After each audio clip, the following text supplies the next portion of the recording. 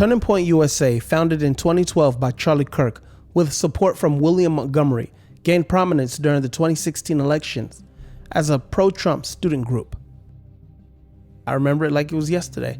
I was in class and I got a text message from my department's dean. He said, "Call me as soon as you can, urgent."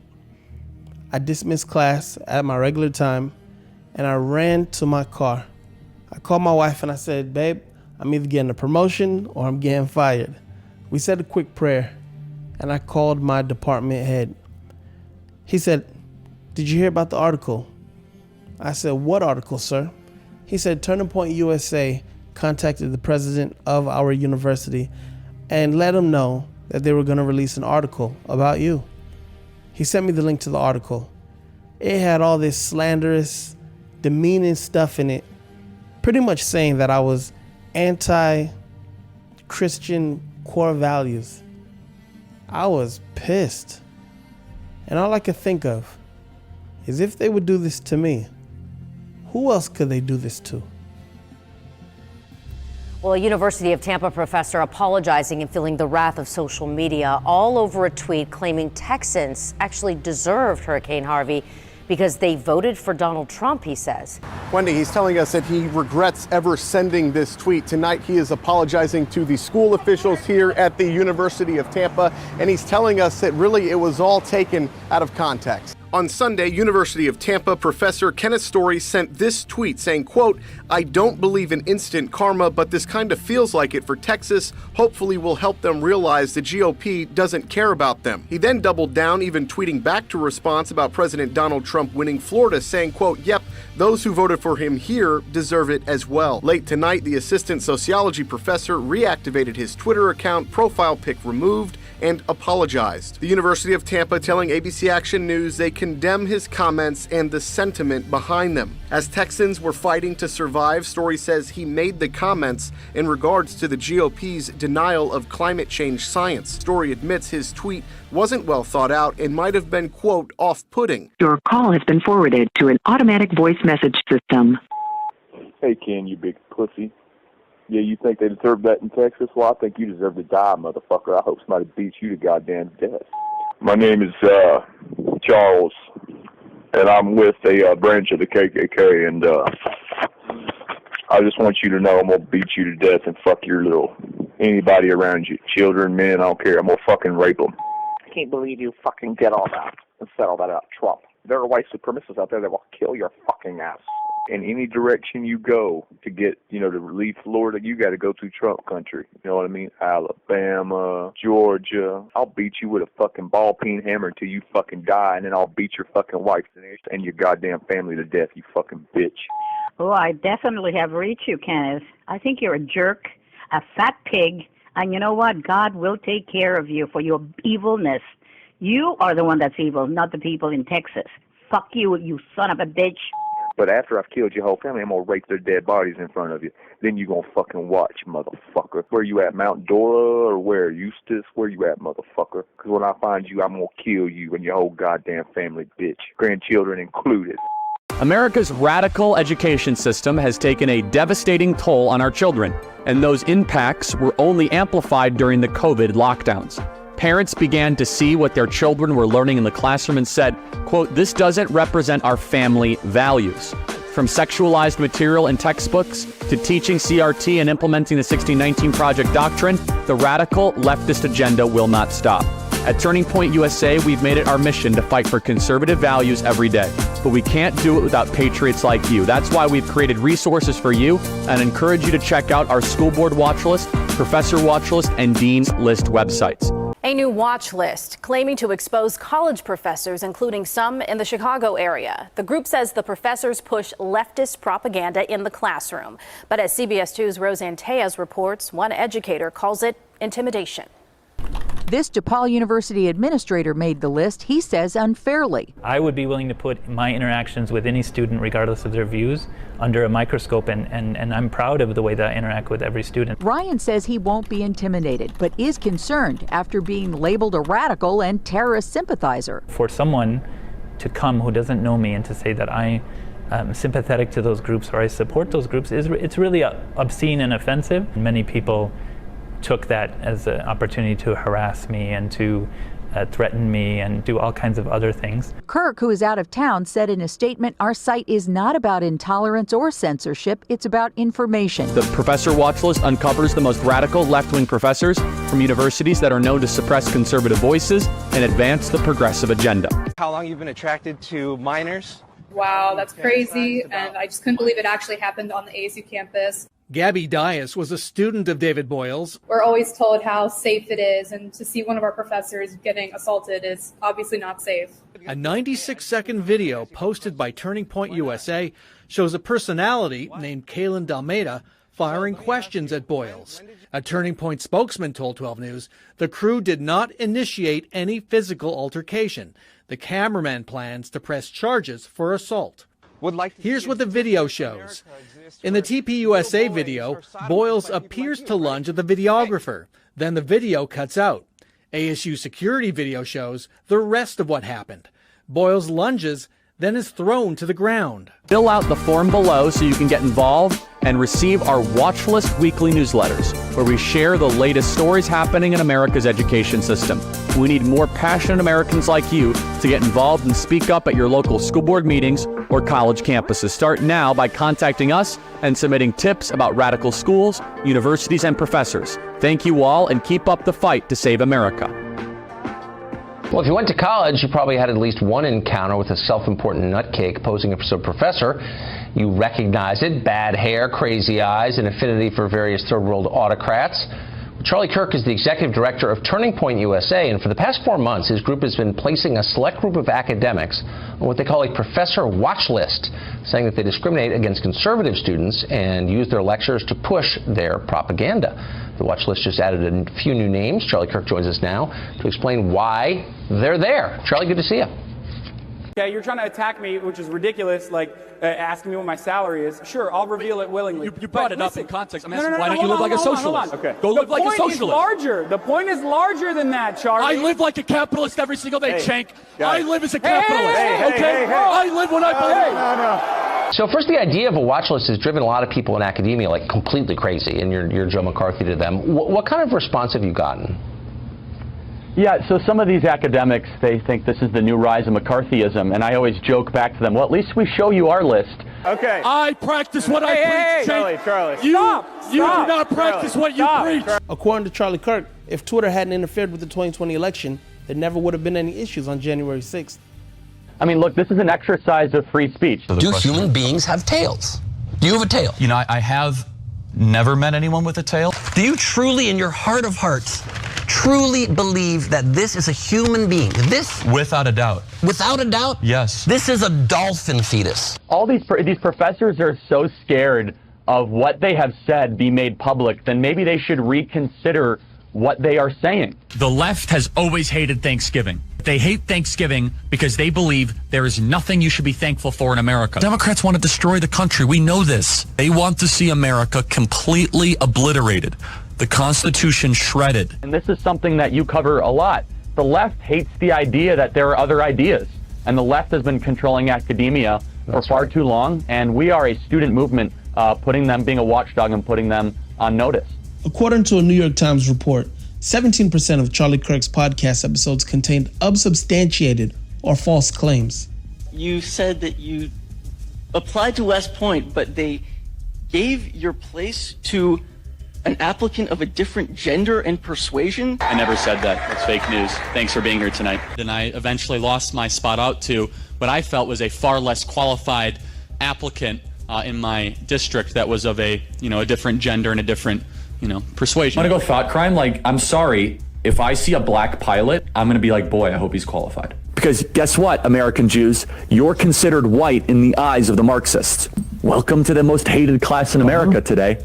If we would have said that Joy Reid and Michelle Obama and Sheila Jackson Lee and Ketanji Brown Jackson were affirmative action picks, we would have been called the racist. But now they're coming out and they're saying it for us. They're coming out and they're saying, I'm only here because of affirmative action, that you were not smart enough to be able to get in on your own.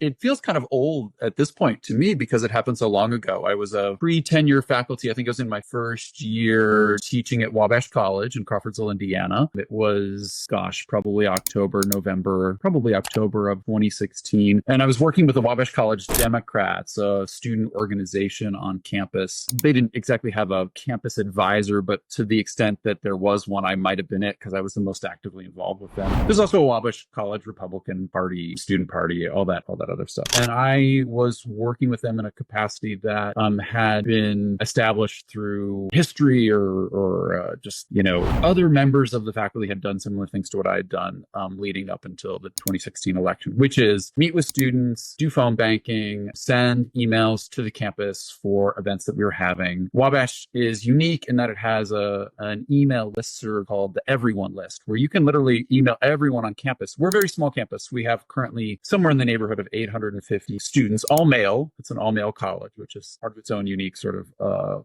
identity. We have something like 85 faculty, maybe 100 staff. So you can email everybody. And that's what I did to send out a reminder once or twice a week about events that we were having to say, hey, look, everyone's welcome to these events. That upset somebody on campus whose name I still to this day do not know. And that person forwarded one of my emails to, I believe it was campusreform.org, one of these quote unquote newspapers online that tracks supposedly, left-leaning, indoctrinating professors, et cetera, et cetera. And they contacted me and I immediately sort of went to my dean with it and had conversations, et cetera. And that is what ended up on Turning Point USA's Professor's Watchlist, which was probably brand new at the time that I wound up on it. I think 2016, 2017. It was kind of right after the Trump election. This was, of course, 2016. He was running against Clinton. And that was how I wound up on it, was through campusreform.org. And the way in which I'm listed on the site is not accurate.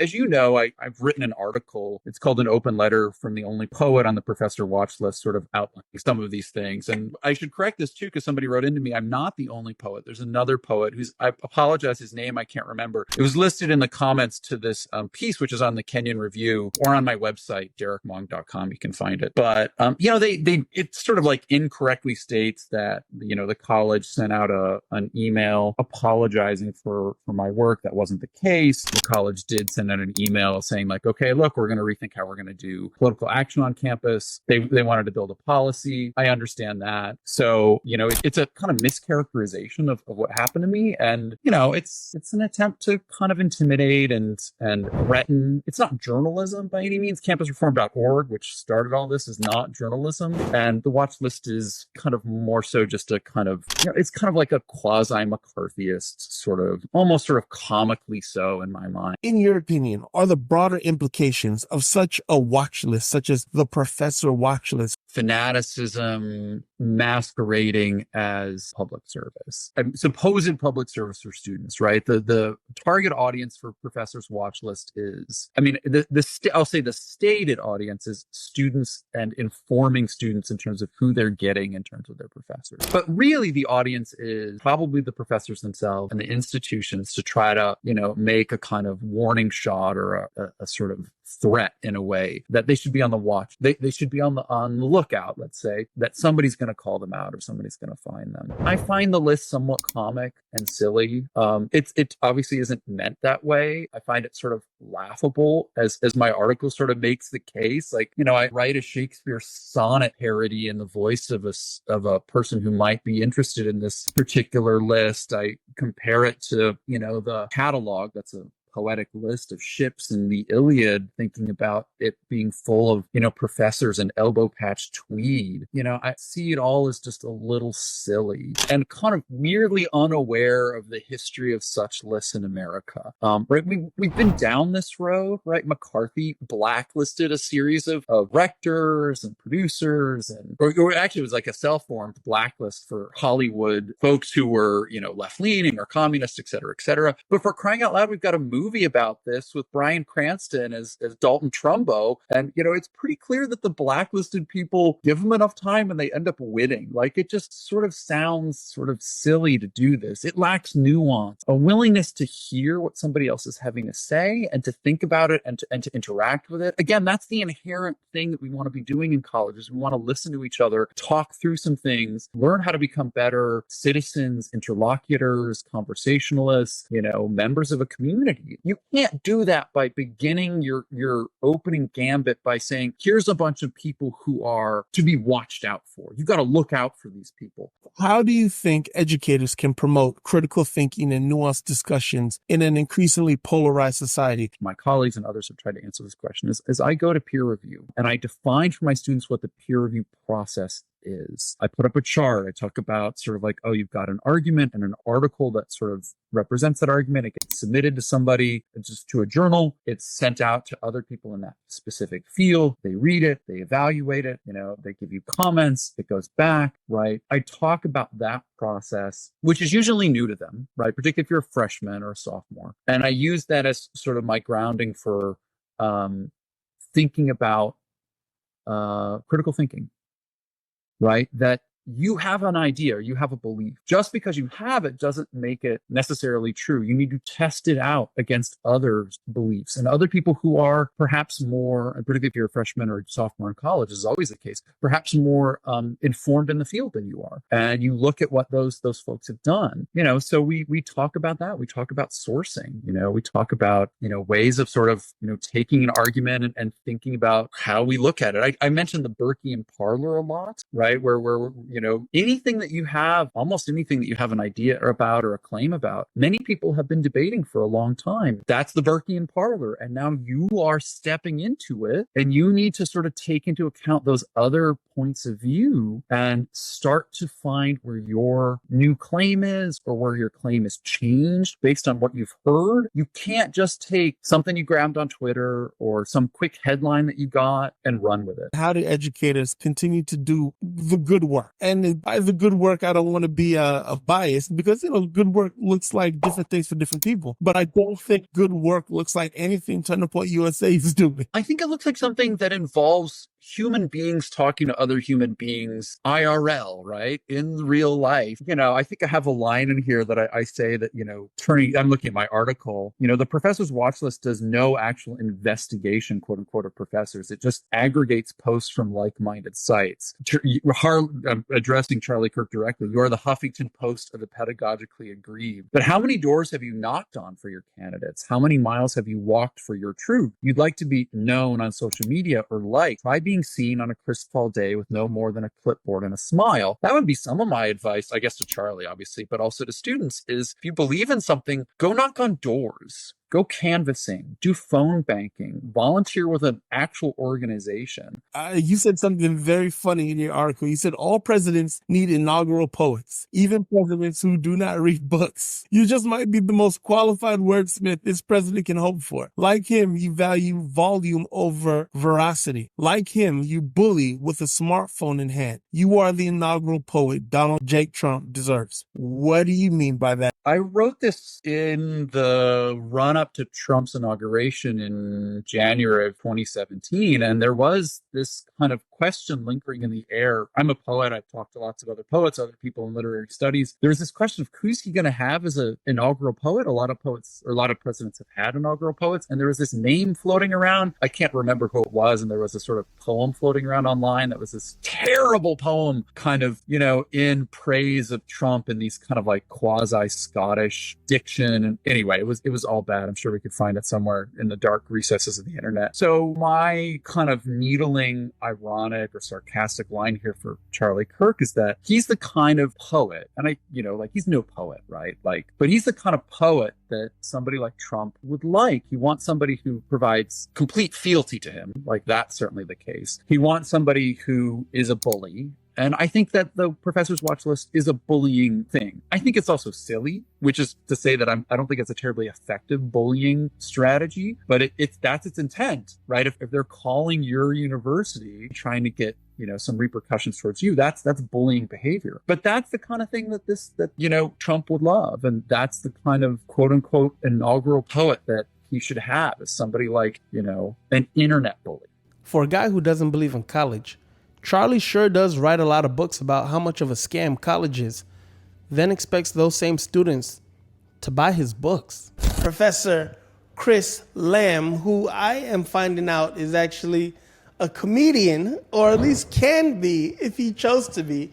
Professor Lamb, you are a very charismatic, very funny individual, and I am really looking forward to getting your assessment and your opinion on this Professor Watchlist. I've been a full-time professor for almost 30 years. I was a journalist for a while, and then I would teach. I taught on the side until I got my PhD, and I've been teaching full-time since 1995. Had you ever before the Professor Watchlist ever been put on any type of list that insinuated that you were in any kind of way a radicalized college professor? Not on a list. No, this is a first for me. It's like having your house toilet papered, except in this case it's sort of toilet papered by Hitler Youth, so it's a little bit more insidious.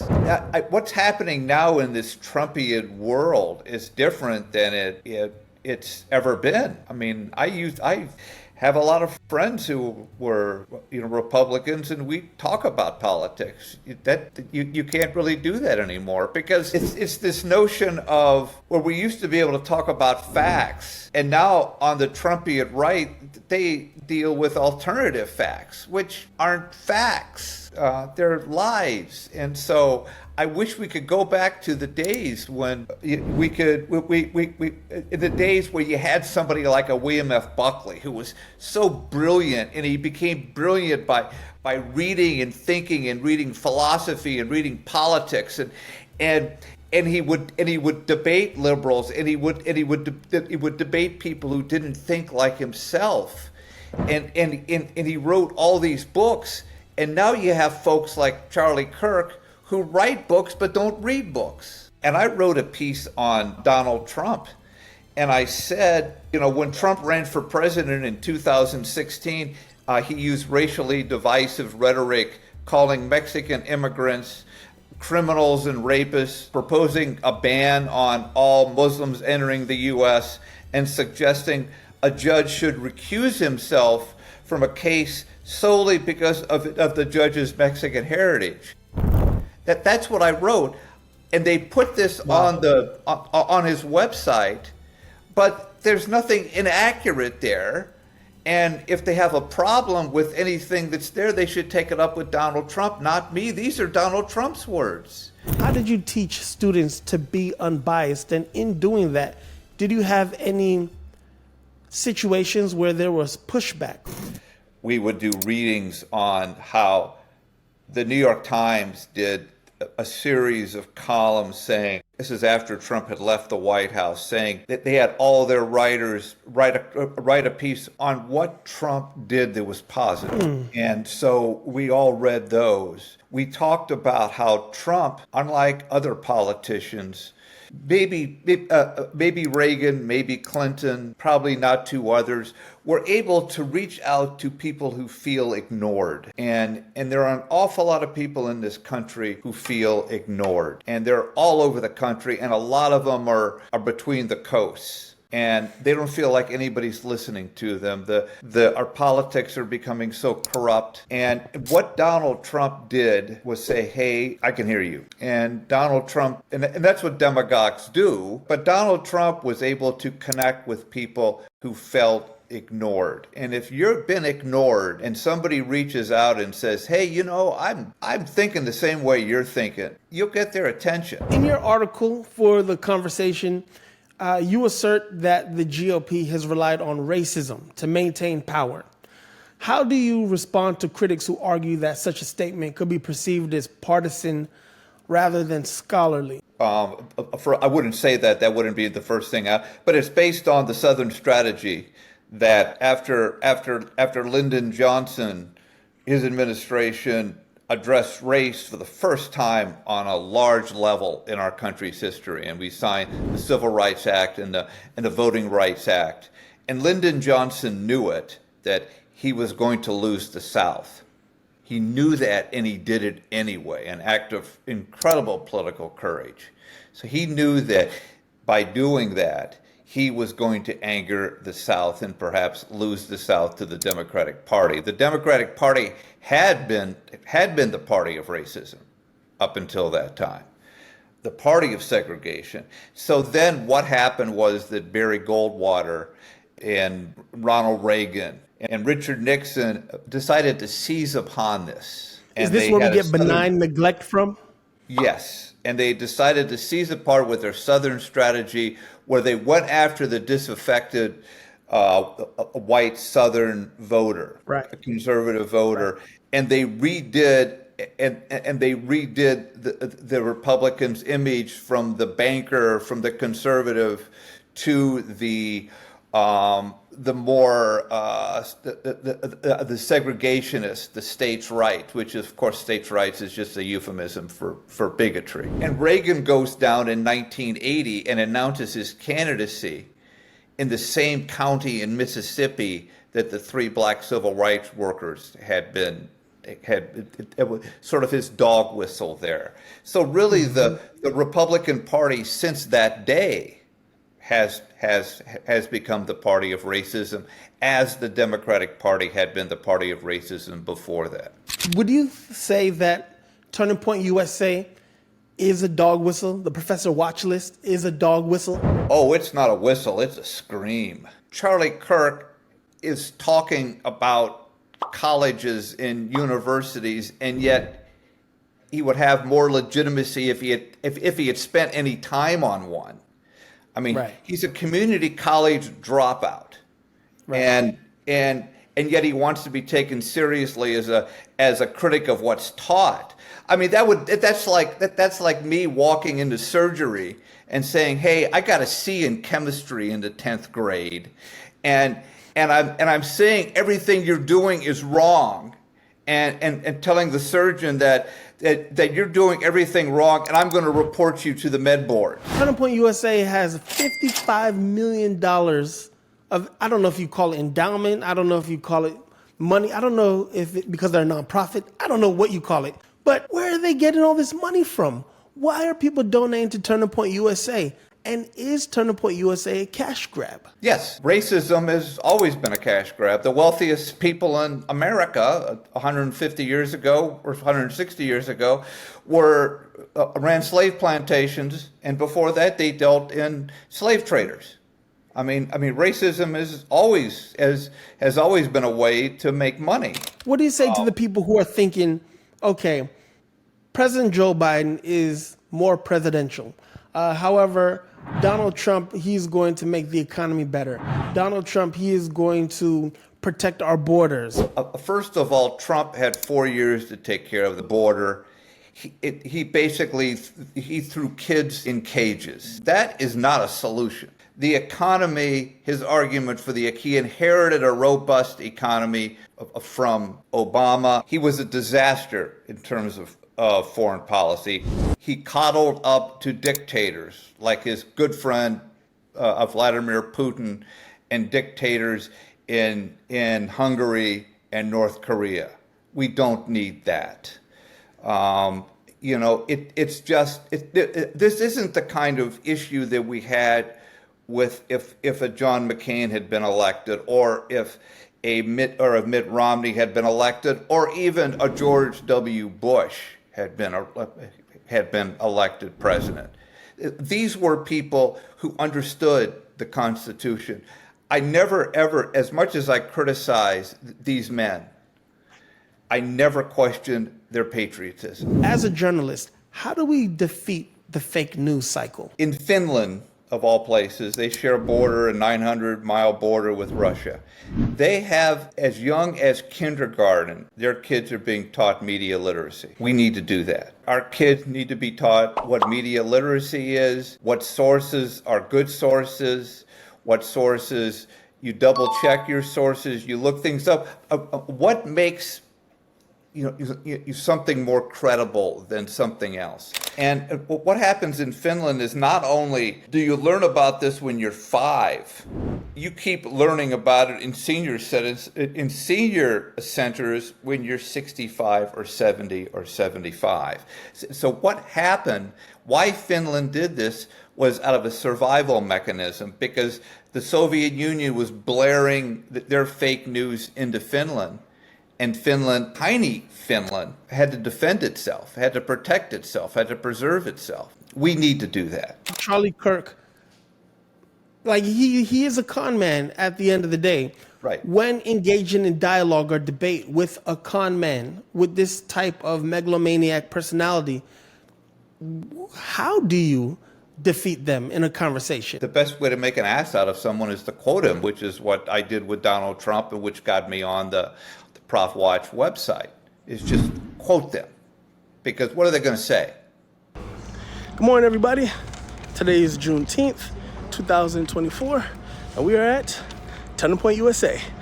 Gonna ask them how they feel about taking down the Professor Watchlist and see what happens. Here we go.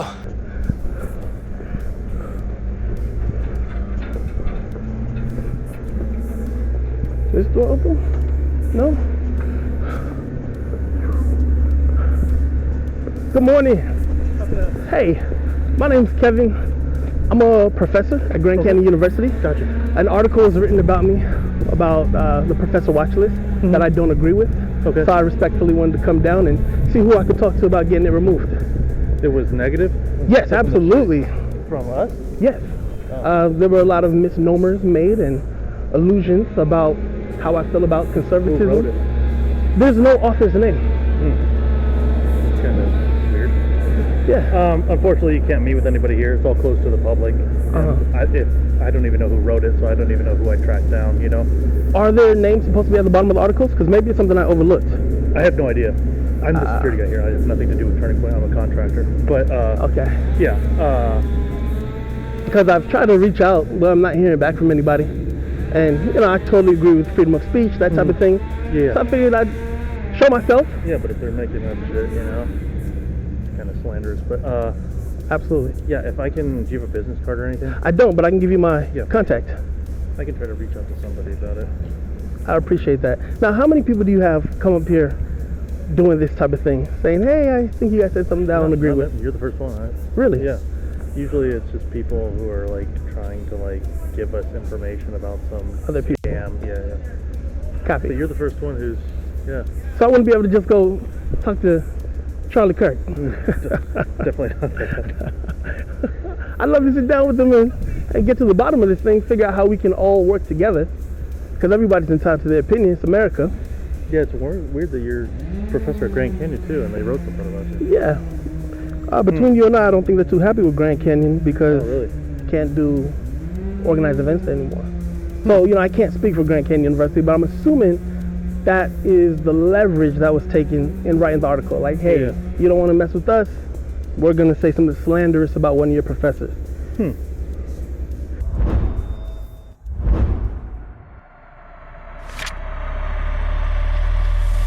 As we continue the Surviving Turning Point USA Professor Watchlist documentary, something that I've noticed is, unfortunately, a lot of the female professors who have also been put on this list for no fault of their own, just through a very practical wanting of their own well-being, have respectfully turned down being a part of the documentary.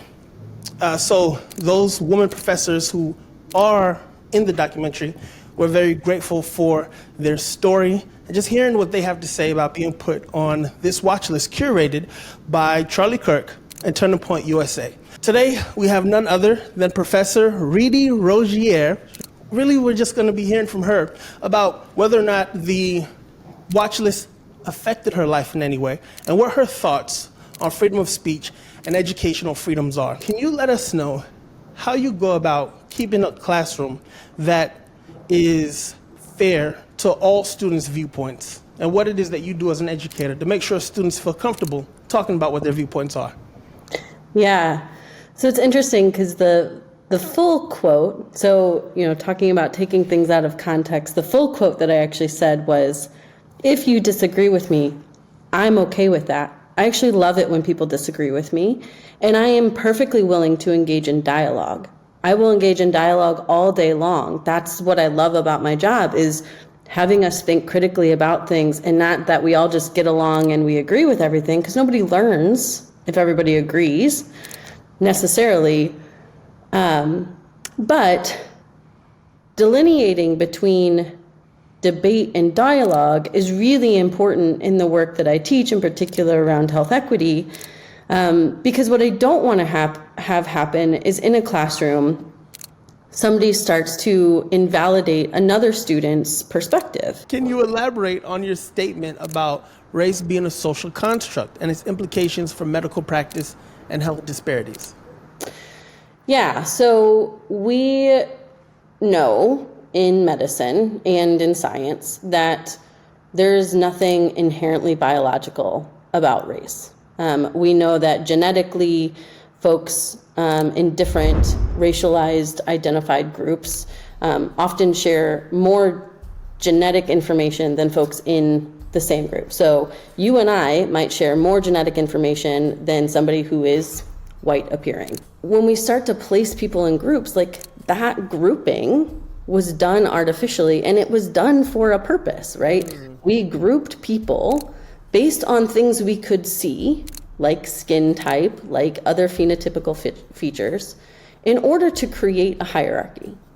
That happened.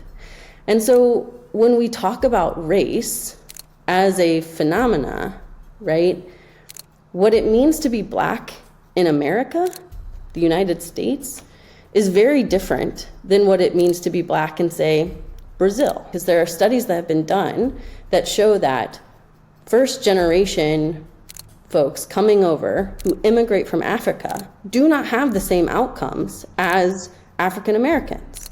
And if it was Blackness that really caused poor health outcomes, then those folks should have the same health outcomes, right? Right. No, it's only the folks, and second generation African immigrants, so somebody who's born in the United States to African immigrants, will have the same outcomes of health as African Americans who live in the United States.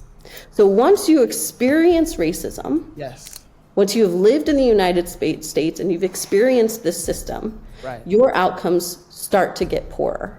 What I won't do is I won't debate systemic racism. I'm not going to debate whether or not systemic racism exists in this classroom. And if you try to do that with me, if you try to derail my class by debating something that we are all going to sort of in this classroom hold as a thing that exists, we have evidence for it, I'm going to shut it down. By and large, Black women are not believed when they talk about the pain they experience. Black women are dying at 3 to 4 times the rate as white women in childbirth. Like, those are real documented things that exist. And it is not because they are Black, right? There's nothing inherent about Blackness that says that you should die at greater rates than white women. What it is, it's the racism that they experience at the hands of the healthcare system. And that's not to say individual providers are necessarily the cause of that racism. There's lots of systemic reasons that exist. And the providers, the folks within the system, are the ones that are going to change the system. How has the rollout of the Gateway curriculum and its focus on health, equality, and justice impacted students, in your opinion, to better understand this approach to medicine that you want them to take?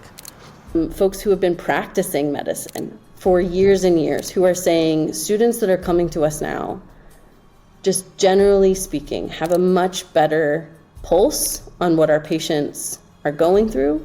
They're asking deeper questions. They're asking us to think more clearly about what the patient is experiencing and how we might be able to help them. So I think the impact that health equity curricula, and this is happening across the country, like, this isn't just in my curriculum, this isn't just in the place where I teach, but across the country, we're seeing this focus on this curriculum, and we're seeing providers that at the end of the day are the most brilliant beings that our country has to offer, who are also now the most compassionate people that our country has to offer. And so we see also the backlash to that happening, in that we're targeting medical education in legislation, because what it's going to require is an upheaval of our healthcare system. And I don't know that. It's a wonderful place to start, to say, hey, if these practitioners in society, from doctors to nurses, all the way to people who are assisting during surgery, if they all have the ability to say, hey, that is another human and we're going to treat them as such, maybe it starts there. So thank you.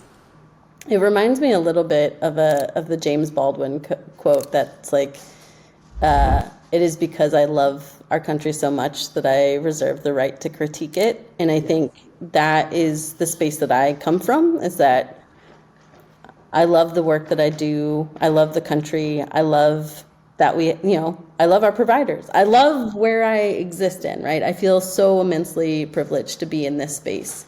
And it is because of that that I hold the right to critique it. And I think that's the piece that folks who want to push back on, they think that I don't love this place. I think they think that people like us don't love this, that we hold some animosity towards it. And I think to some degree there's an element of that. But it is because I love it that I want it to be the best version of itself. What advice would you give other educators who may find themselves targeted by similar watch lists or organizations such as the Professor Watchlist and Turning Point USA? And if those instructors have a mission for social justice, how can they not be discouraged?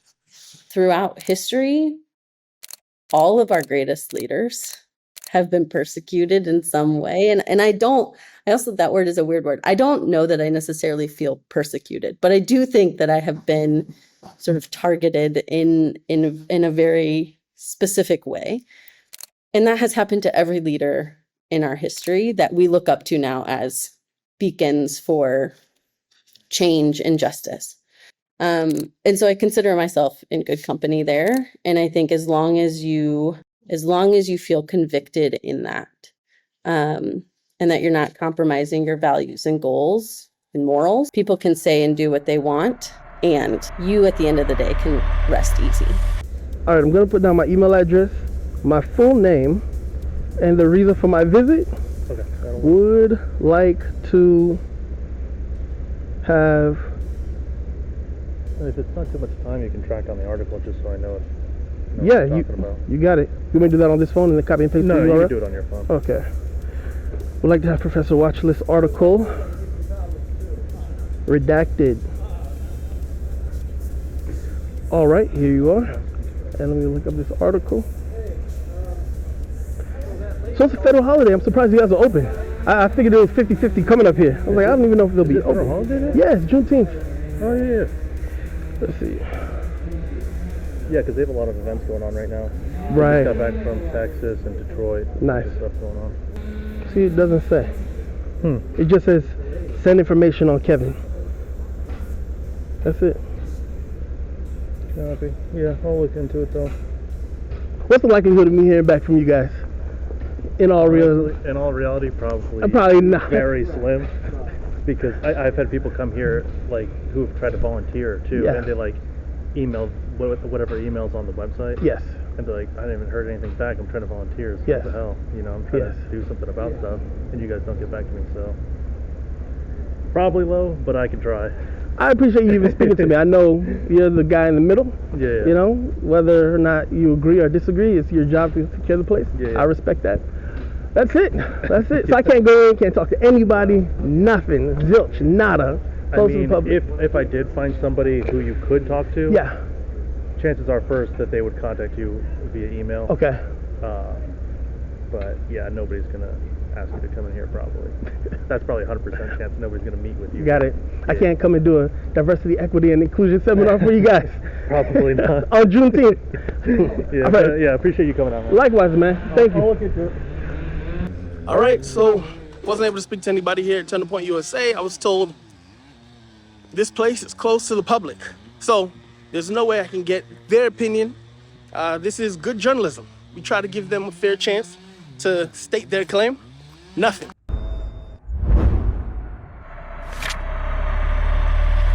Today we are joined with the illustrative Professor Robert Thurston, who has asked me to call him Bob. Sorry that we had to meet under these circumstances, but I really appreciate how brave you are to talk to us about your experience on being put on the Professor Watchlist. Dr. Robert Thurston is a professor of history at Miami University in Ohio. Dr. Thurston has spent his career defending Soviet dictator Joseph Stalin and the Soviet Union, USSR. And that's how the article starts, and then they go at great length to try and convince the reader that you are just out here supporting Stalin and the atrocities committed with no other context whatsoever. From my perspective, you were writing a critical but not biased piece on Stalin. And would it be appropriate to assume that as you described, in the group of your friends and enemies, there were people who thought that you were a sympathizer? Yes, and that's, by the way, that's a question that has plagued the minds of American scholars and journalists ever since. And the answer they often give to that question is, the Soviet people, particularly the Russians, they didn't understand what Stalin was doing to them, which is a very bizarre way of looking at it. I mean, we've always been, since about 1543, the first big book that was absolutely negative about Russians and their character and so on, a bestseller in Europe. I mean, many books like that since that time. But the answer has often been that the Russian people are not capable of understanding what happened to them in certain periods of time, even the terrible in the 1500s and then Stalin. And you even get a little bit of that today about Putin, the stupid Russians. And if we did that to any other people around the world, I think that would raise the cry of, well, that's racist. To look at the Russians that way, you're demeaning them as a people. If something like the Professor Watchlist is allowed to continue to perpetuate lies, because at this point, every professor I've interviewed on this watch list has blatantly had their talking points taken out of context. So at what point do we say, hey, this is clickbait? These are lies. What does this do for the academic freedoms that we're supposed to have as professors? And is this dangerous? Boy, that's obviously a huge question, and we don't know. If you look at the old bastions, the gray ladies of journalism, New York Times and Washington Post and so on, they're all about academic freedom. At the same time, they're very busy perpetuating, I know, the stereotypes and lack of understanding of what happened under Stalin, for example. And I don't know what's going to happen in the next election. It will be very, very important for this. I would like to think that even if Trump and company get elected, that they will come up against a lot of people who, in the best sense, are trying to defend freedom in America, and that Trump and his pals won't be able to go all that far. At the same time, 34 laws in states trying to control what's taught in the classroom. This is a very, very bad trend. The number of people who get their news and their information from what I consider to be highly dubious sources on the internet. I mean, do you get your news from TikTok or whatever, Instagram? I mean, that's really sad. And we see that listenership for National Public Radio is declining. Not that that was ever a shining bastion of objectivity or anything. But anyway, I'm hopeful that young people now are looking to various kinds of sources for their news. And I think when we get to Mr. Trump, we're dealing with a deeply emotional situation. And also, I published an article a few years ago describing Trump, believe it or not, as a kind of a romantic hero. The billionaire who can do exactly what he wants to do. He can get in his jet and fly anywhere. He never has to stand in line. This appeals to people in a big way, and it's more than a little old and tired now. But I'm afraid there's still enough juice in that idea, and also enough disgruntlement with Biden, so that I'm now today, maybe tomorrow I'll change my mind, but I'm pretty sure that Trump will win in November, and then we will see where all this goes. I would love for you to expand upon that. What makes you think that Donald Trump has a chance at winning in the 2024 presidential election? Well, of course, you see that Biden's approval ratings are very low. And there was just a poll that came out a few days ago that said that Trump is ahead, sometimes well ahead, in key states like Michigan, where there's a good Democratic governor and she's done really good things. Nevada's another example where Democrats won and there's a good Democratic governor and so on, and the polls show Trump is way ahead. I think that, again, people, they focus on emotional values and images. I read a good op-ed for once in the New York Times about how people judge inflation by the size of the candy bars. And Biden mentioned this in his State of the Union speech. If your candy bar is shrinking and you still have to pay the same amount for it, that's inflation and it's hitting and hurting you. And I just don't know. The Democrats have not been able to do a really good job of selling their program, which has helped so many communities build back better and so on. And they were doing something serious about child poverty in this country. It's not getting through to people. Obviously, Biden's age is a big consideration. But if you have ever sat and read the transcript of a Trump speech, it's hideous.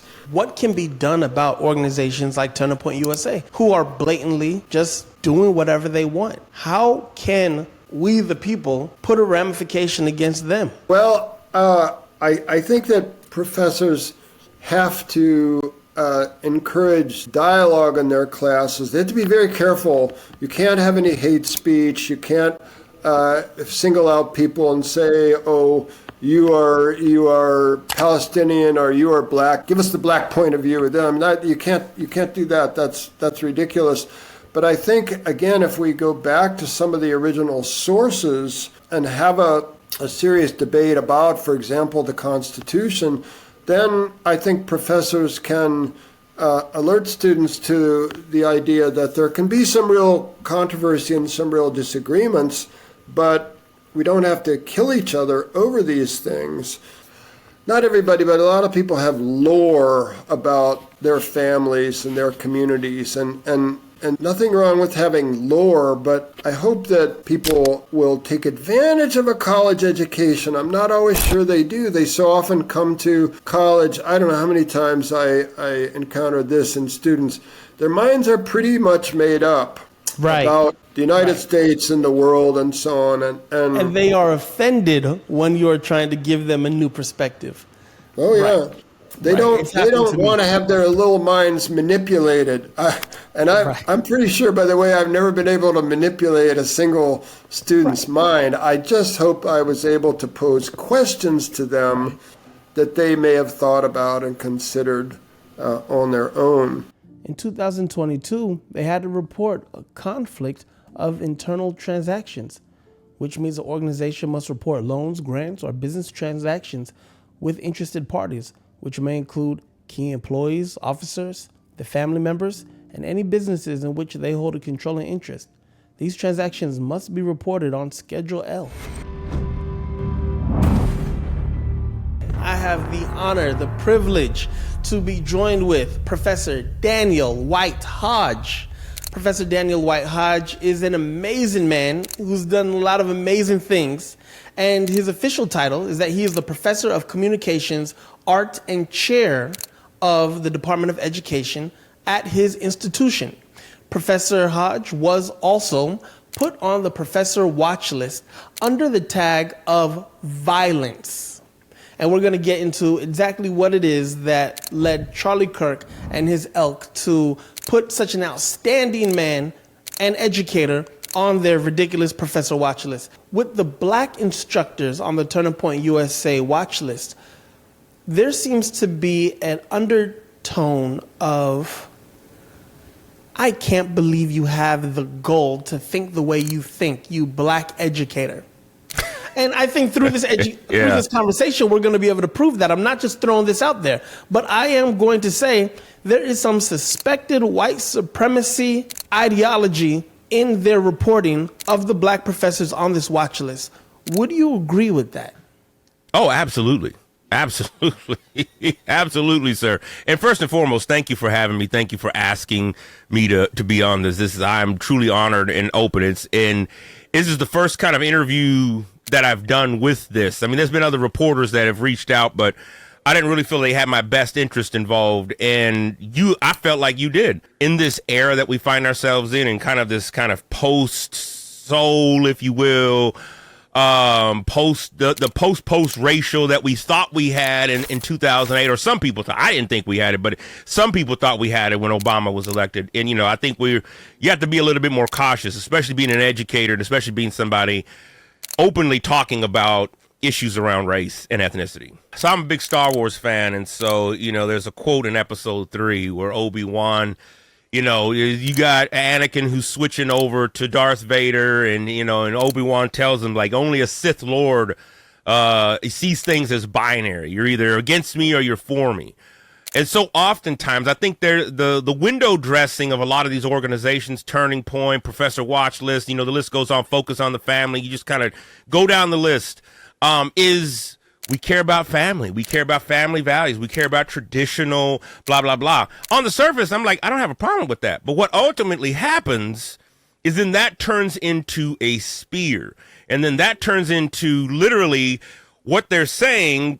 We're being persecuted for our beliefs. No. You turn around, you persecuting people with your beliefs, and you want everybody to change and think your way. You said it. The goalpost keeps moving. I can't tell you how many times I've said Jesus is a gangster in class. I can't tell you how many times I've talked about Jesus being this radicalized person, right? Establishing a new ideological structure that pissed a lot of people off, especially the people in charge. Is Turning Point USA justified under their right for freedom of speech? Or is this defamation of character, slander, liable, and should they be held accountable? I think yes and no. I mean, can an organization stand up? I will legitimately stand for your right to say what it is you got to say, even if I don't agree with it. Like I've told students in the classroom, you can come at me and disagree completely, but just cite your sources. Right. If you cite your sources, we can have those conversations. We can do it. If Turning Point USA cited 3 or 4 different studies that said professors that talk negatively about the right show that students do XYZ, I might listen to that. So do you think Turning Point USA is operating under manifest destiny? Absolutely. I mean, this is... Manifest destiny never went away. It embedded itself into white evangelical Christianity and began to assert itself during the 50s and 60s. When you think about Billy Graham and what Billy Graham stood for, just listen to Billy Graham. I wrote a whole portion of this in my book.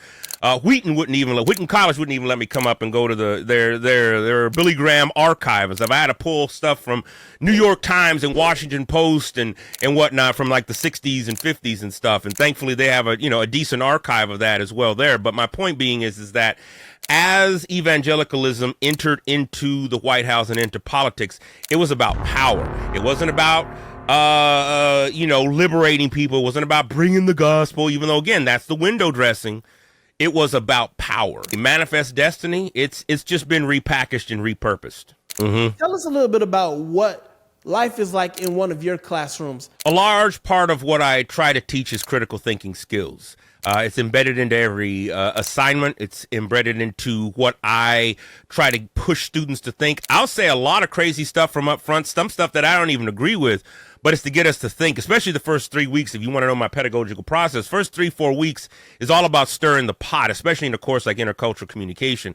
I want to stir the pot. I want to get us thinking. I want students to kind of leave the class and be like, wait, what was that? And this has been an ongoing battle. This is nothing new. You can look back 30 years ago, and the extreme right has always wanted to control what happens in universities. Universities have typically been seen as very liberal, very progressive, quote unquote, very secular, atheists, Gnostics. And so there's been kind of this ongoing war, if you will, against higher education. And so, homeschooling, the rise of that, when you get people who are now, you get the rise of private Christian schools as well. When I lived in Pasadena, that was huge, right? It's like 1977, 78 marks, Pasadena integrating their schools finally.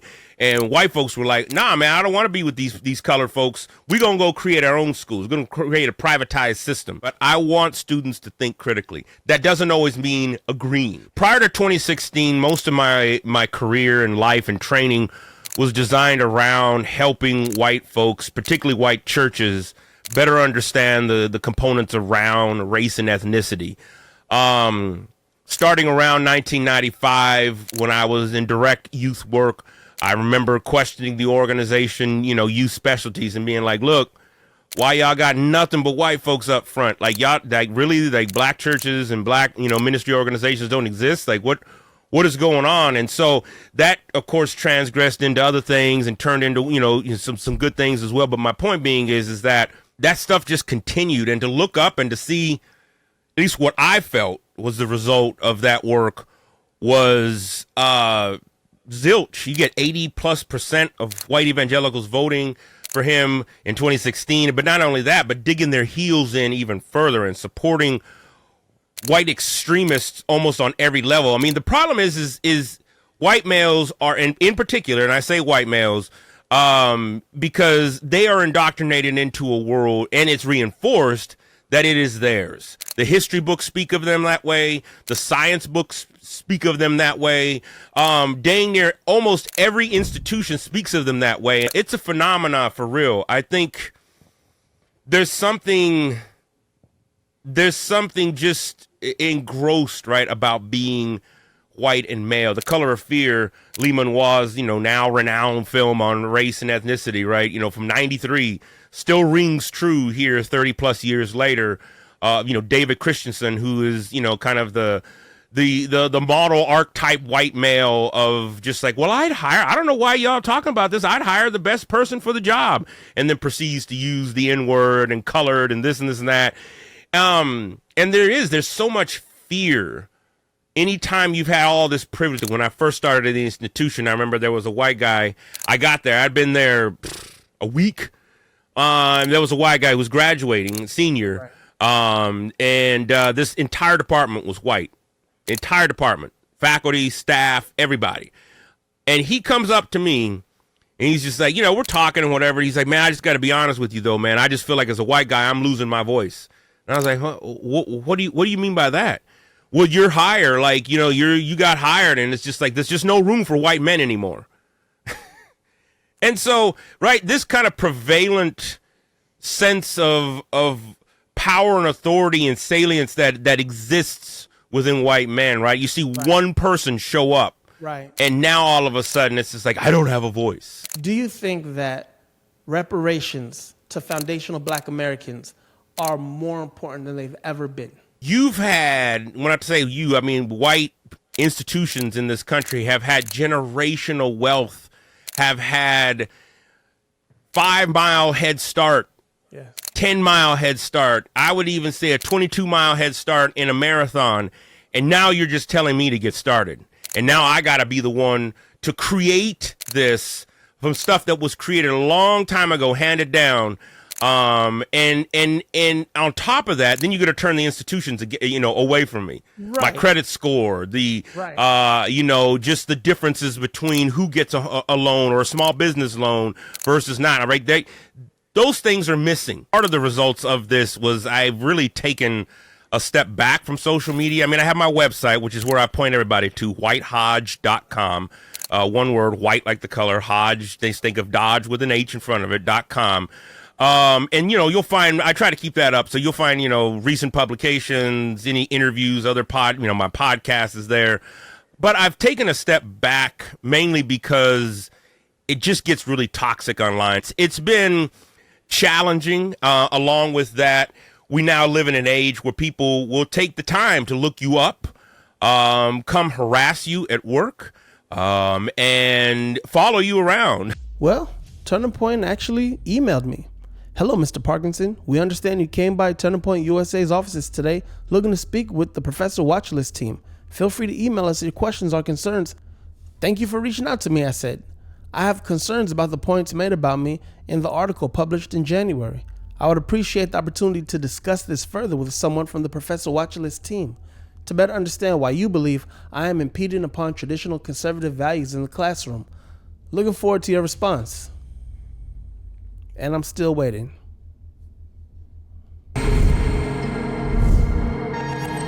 So, as you all know, we are on this journey of interviewing amazing illustrative, dynamic individuals across the country. And as I've stated before, unfortunately, most of the professors on the Professor Watchlist that we did get a chance to hear back from, who are female professors, for no fault of their own, but just for the sake of their own well-being, have politely declined being in the interview because of things like death threats, threats to their careers, and just overall physical and mental well-being, which we totally respect. Today we have none other than Professor Tanya K. Hernandez. She teaches anti-discrimination law, comparative employment discrimination, critical race theory, the science of implicit bias, and the law, new pathways to social justice. And trust and wills, which is also very interesting because that's something that nobody can refute, benefits everybody. She received her AB from Brown University and has her JD from Yale Law School, where she served as Note Topics Editor of the Year. When it comes onto the Professor Watchlist, you were tagged as a racial ideologist, and they tagged you for diversity, equity, and inclusion. My first question is, how did you first learn that you were on the Turning Point USA Watchlist, and what was your initial reaction? Well, I had no idea I was on the list. That is to say, I really haven't focused on that because I can't let that kind of thing rule my life. And so it was only when you contacted me that I discovered that I too was on the list. Based on finding out you were on the watch list, why did you decide to participate in this documentary? Well, I wanted to be part of the conversation to dispel for people that the work that people who work in the area of critical race theory and have concerns and want to uplift and improve upon diversity, equity, inclusion interventions, that what we are all seeking to do is to create equality for everyone, and that it's a very inclusive endeavor and not the way it's portrayed as exclusionary or hate-filled and the like. My work is comparative, and so I look at the ways in which people of African descent, Black people across the globe, but in particular across the Americas, in Latin America and the United States, how they have historically been treated, what the civil rights struggles have been and continue to be. I find that doing this in a comparative way is very helpful for sort of highlighting both the differences and the very important parallels that exist when people of African descent are being victimized. Has this look into the disparities that people of African descent face in the Latin community ostracized you in any way? And if so, do you think that is also what Turning Point USA is trying to do with professors? Are they trying to ostracize them from their base? Oh, that's a very interesting question. It is true that my examination of how anti-Blackness operates not only across communities originating from white, Caucasian, European American people, but also internally within communities of color. And so my most recent book, Racial Innocence, sort of looking at anti-Blackness within Latino communities, you know, it's not a very popular kind of a message to be exploring. You know, essentially the message is that we too have anti-Blackness and very much need to be attentive to it, as opposed to thinking that simply because Latinos as an ethnic group also experience discrimination, that they are incapable, right, of being part of the problem of anti-Blackness, both against Afro-Latinos as well as other people of African descent of other ethnic origins. In America, do you think the Latinx community has an easier ability to assimilate into the dominant society? And by that, I mean white America. That we have people who not only look light and white, they are light and white, meaning that the colonizers from Europe didn't stop in the United States. They were very much active within Latin America. So, you know, we have people who embody whiteness and identify as white. And in as much as whiteness can be accompanied by an invisible, or I should say, a lack of understanding about the way in which white privilege situates you in the world, that gets more complicated within the United States, where Latinos think of themselves, and it's rightfully so, are targeted for ethnic discrimination and under the banner of people of color, right, have less of a facility for then taking on the hard work of confronting how even within Latinidad, there are people who are differently positioned. There are students of mine who are of Hispanic origin. However, their viewpoints or their ideology seems to be more so aligned with the dominant white conservative group that would be the type to enjoy a Charlie Kirk or a Turning Point USA. What is something that you would want those students to understand? Is lack of education, right? Meaning we do not have a well-grounded sort of sense of civics education or racial equality. What's the bad word for this?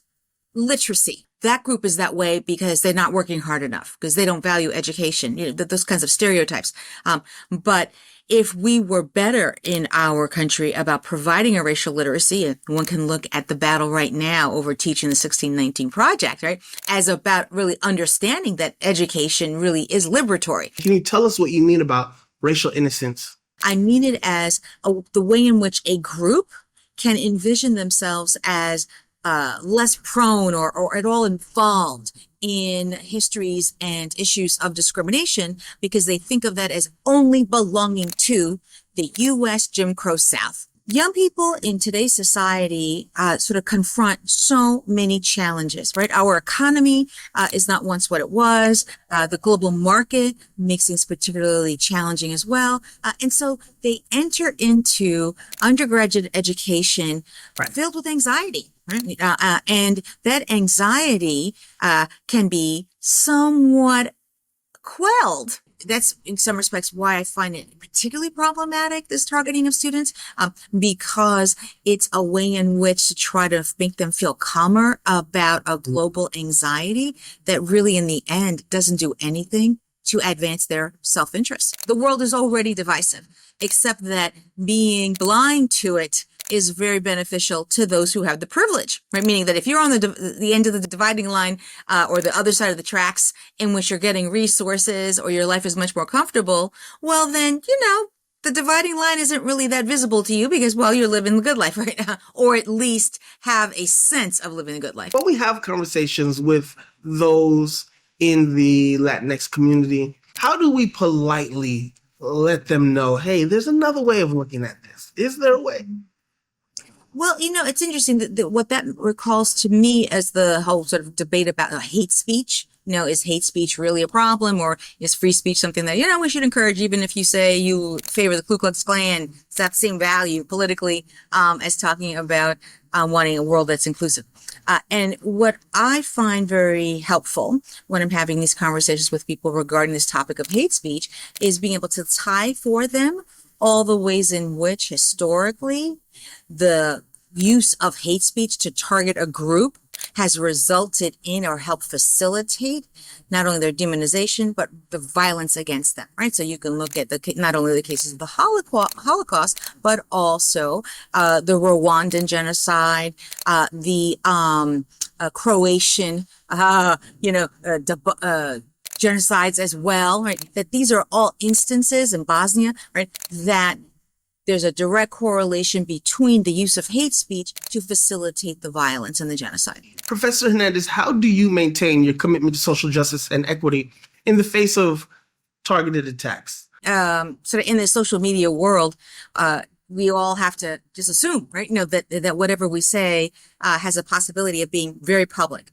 My hope is always that in being consistent, right, about the value of this work and being very well grounded in providing empirical data about it, right? It's not just my ideas, right? It's about the way in which empirically, historically, one can track these things, that it makes it, I don't know, perhaps more difficult to completely subvert racial innocence, unmasking Latino anti-Black bias, and the struggle for equality.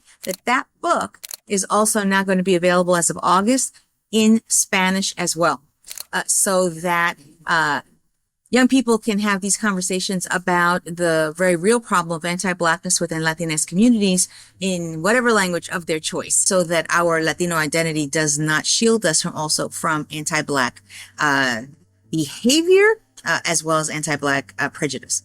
And so my hope is that the book will be helpful in the continuing battle for sort of a better world. Turning Point USA has faced accusations of financial impropriety, including awarding co-founder William Montgomery millions in contracts and potential conflicts of interest with their accounting firm, though both Kirk and Montgomery denied any wrongdoing.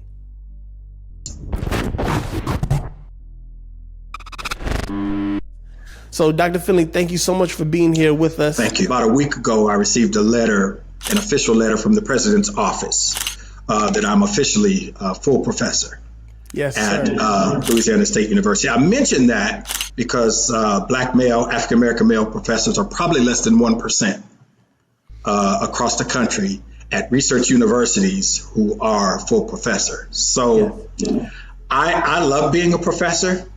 I love that when I'm able to be a professor, because I'm also an administrator, that I get to think about really difficult problems in the world for a living, and to read and to write about them.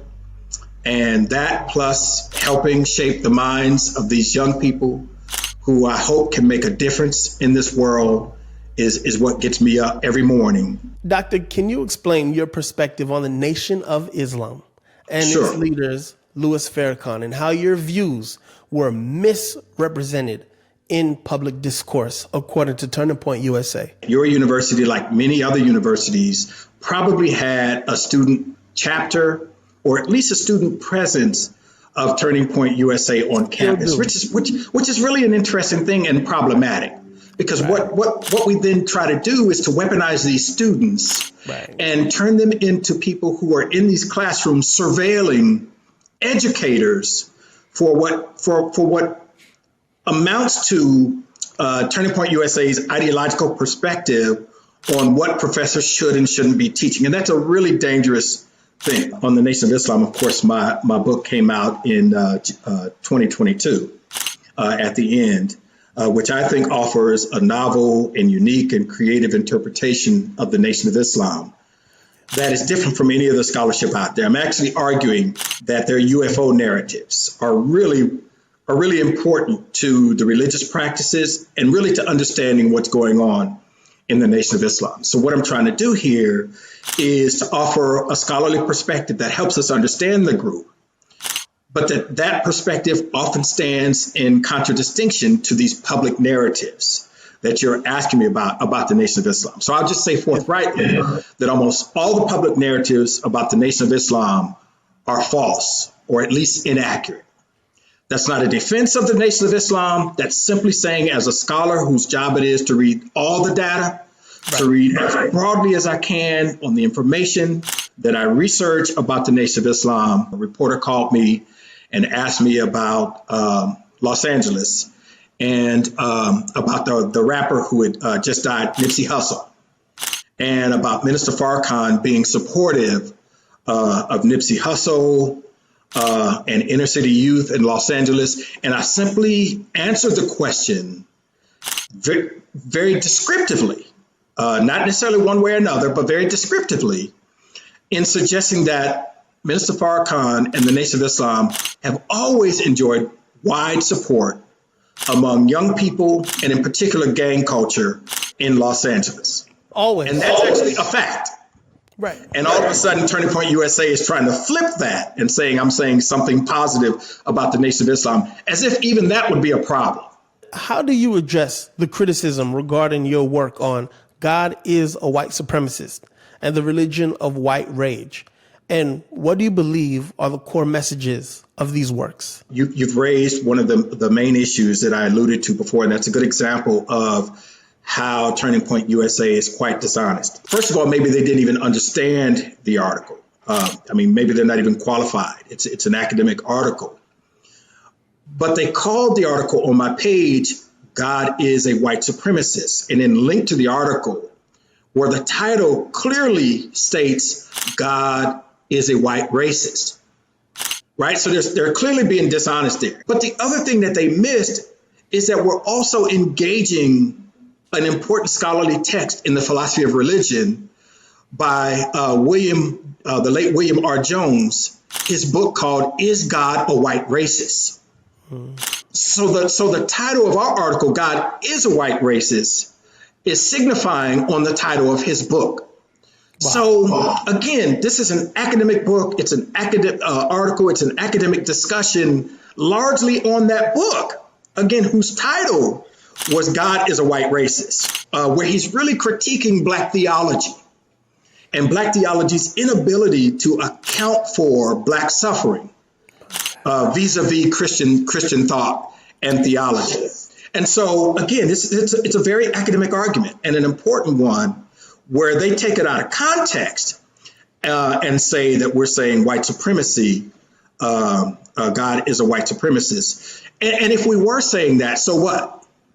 There's actually a book called The Religion of White Supremacy, which probably doesn't show up on their page. At the end of the day, I think the point here is to use the truth so anybody who watches the documentary can walk away from this and say, I don't want to be labeled with those guys. For example, it's not fashionable to be a member of the KKK anymore. You might have people who are, but it's not fashionable. Not at all. That's the goal with this. So thank you so much for clarifying that, Doctor. Sure. And let me just be really specific before we move on to the next question. You know, we work at predominantly white universities.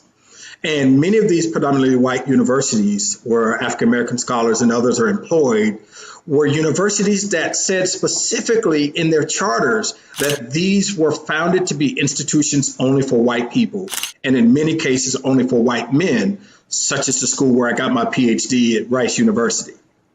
So, I mean, let's be clear when we're talking about racism and whiteness as a major part of these institutions and the structures of America. It's in all of these institutions, including our academic institutions. And, you know, when we write about that, we shouldn't end up on a watch list. Doctor, how do you handle differentiating viewpoints and potential backlash from students when discussing sensitive topics such as race or systematic oppression in your class? My classes are open forums where I encourage students to debate. It's part of the learning process. Race is also at the core of America. We can't talk about the structures of America, violence toward African Americans and Native Americans, and be honest about the subject matter.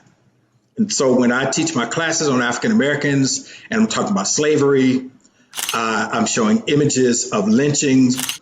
I'm simply painting the context in which certain people live, in this case, African Americans, who had then to make sense of their reality and sense of their world. And that's what I mean when I say religion. How people organize and make their world coherent. In this case, in the face of this absurd violence and white racial terror.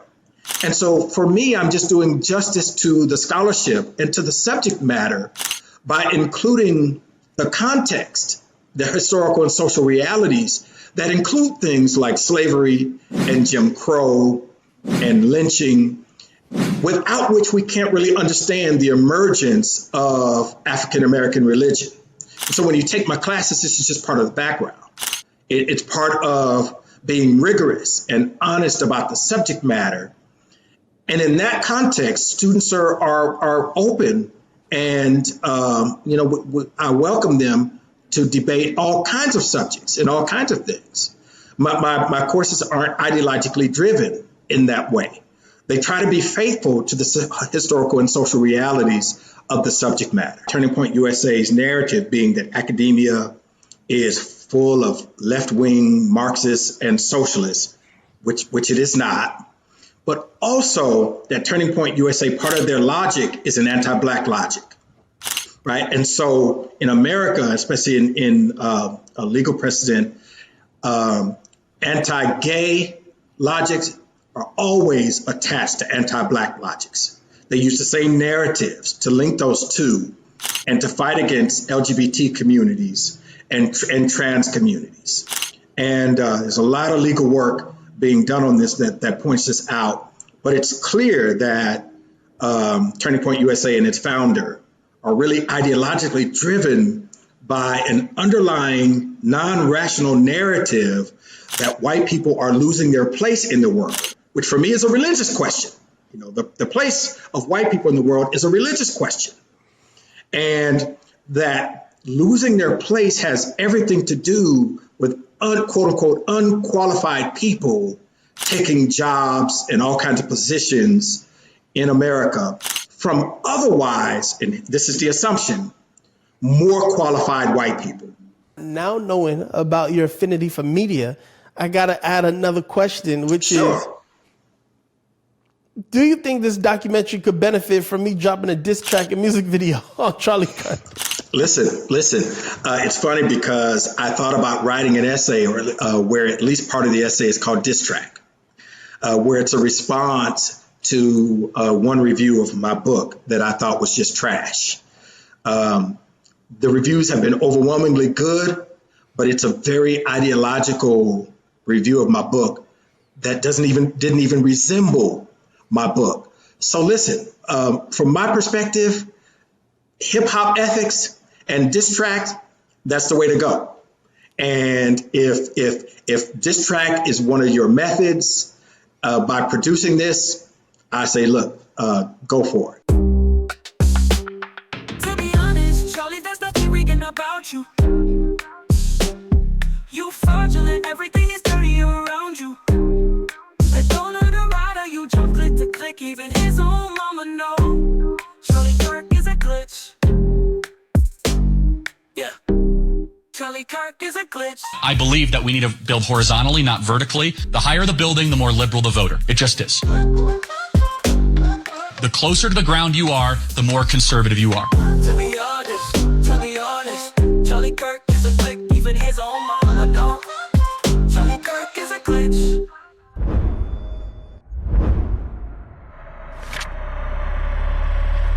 We're going to be joined with the incomparable Dr. Moore, who has a very illustrative career that not only lends itself to really encouraging students to be critical thinkers. I'm sorry that you're joining me under the circumstances of being put on this ridiculous Professor Watchlist. I'm kind of proud to be on that list. I'm with some very, some mentors, some people that I studied and idealized when I was a graduate student. What gave you the tenacity or the strength to be able to say, you know what, I'm going to sit down and speak my mind about the Professor Watchlist? Where I grew up, you didn't run from fights. You took them when they came to you.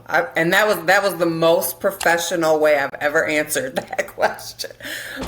Organizations like Turning Point USA and their Professor Watchlist is intentionally causing major disruptions in the lives of a lot of educators. And I think it's important to make really explicit connections to sort of the origins of organizations like them. The far-right conservative organizations come out of the same folks who didn't want to see the 1964 Civil Rights Act, right? Didn't want to end Jim Crow racism, didn't want to end their ability to racially discriminate and to discriminate against women, to discriminate against LGBTQ people.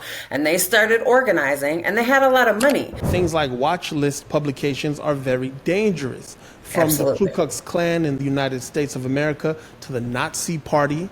A lot of times when organizations start to list certain people, that can lead to very egregious things happening. It is incredibly dangerous, and the reason it's dangerous is because of who their sort of base is, right? Who's going and looking at that, and what are their intentions? What Turning Point did by putting me up and pulling the quotes that they did was very lazy. They're taking these little clips, they're taking them out of context, and they're throwing them up for reactionary people to be able to grab them and hate me.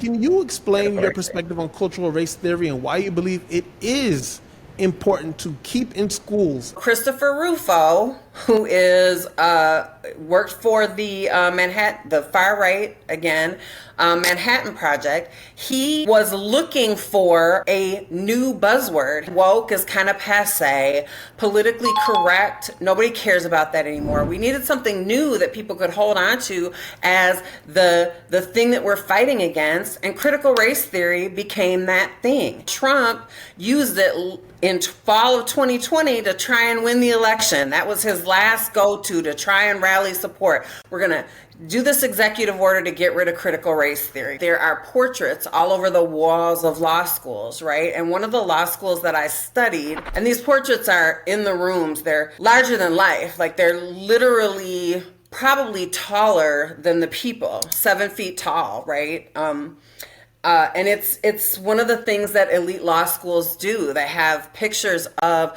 judges and barristers and people from England who are in the English common law history. And what they don't have then, right, is anybody who's not white and who's not a man. Is the Turning Point USA Professor Watchlist a dog whistle for white supremacy? Professor Watchlist is a dog whistle designed to silence us, right? To make us fearful and quiet. It is designed to rally support for harassing us as individuals. And it is designed to put sort of the whole of education on trial as if education is this liberal bastion. Whatever you think of conservatism, that's not what we have now. That's not what Donald Trump represents, right? What Donald Trump represents is winding up a base with a bully at the head, and to protect the rights of the ultra wealthy, but to make lower class whites feel as though they have power. Does this type of talk ever make you feel bad, ostracized? Predominantly, the people in my family are African American, so I'm a minority in that sense. And part of the thing that I learned when I learned about white privilege, which I did next to people that I loved, right? So I'm getting this privilege that I don't want as a kid, right? Because I'm with people that I love who aren't being given that privilege. Your article, Affirmative Action Benefits White Women Most, garnered attention. Yeah. Could you summarize the main arguments you presented in that piece, and tell us why you think Turning Point USA saw that as something to also mention? Teen Vogue has actually put together this remarkable group of essays, and they now have curated an education segment for young Americans. When they approached me, I was like, this is amazing. Right. And so I wrote this article on affirmative action. And what I did was I demonstrated empirically what we see. So we know that the 1964 Civil Rights Act prohibits discrimination on the basis of race, but also sex or gender, right? And what we see happen post civil rights, post that the 1964 Civil Rights Act, is we see people who are using affirmative action in a variety of different ways, using it on the basis of gender, especially in places like law schools, engineering schools, spaces that have been mathematics, right? Places STEM, places that have been prohibitive for women. We see them doing it on the basis of gender and race.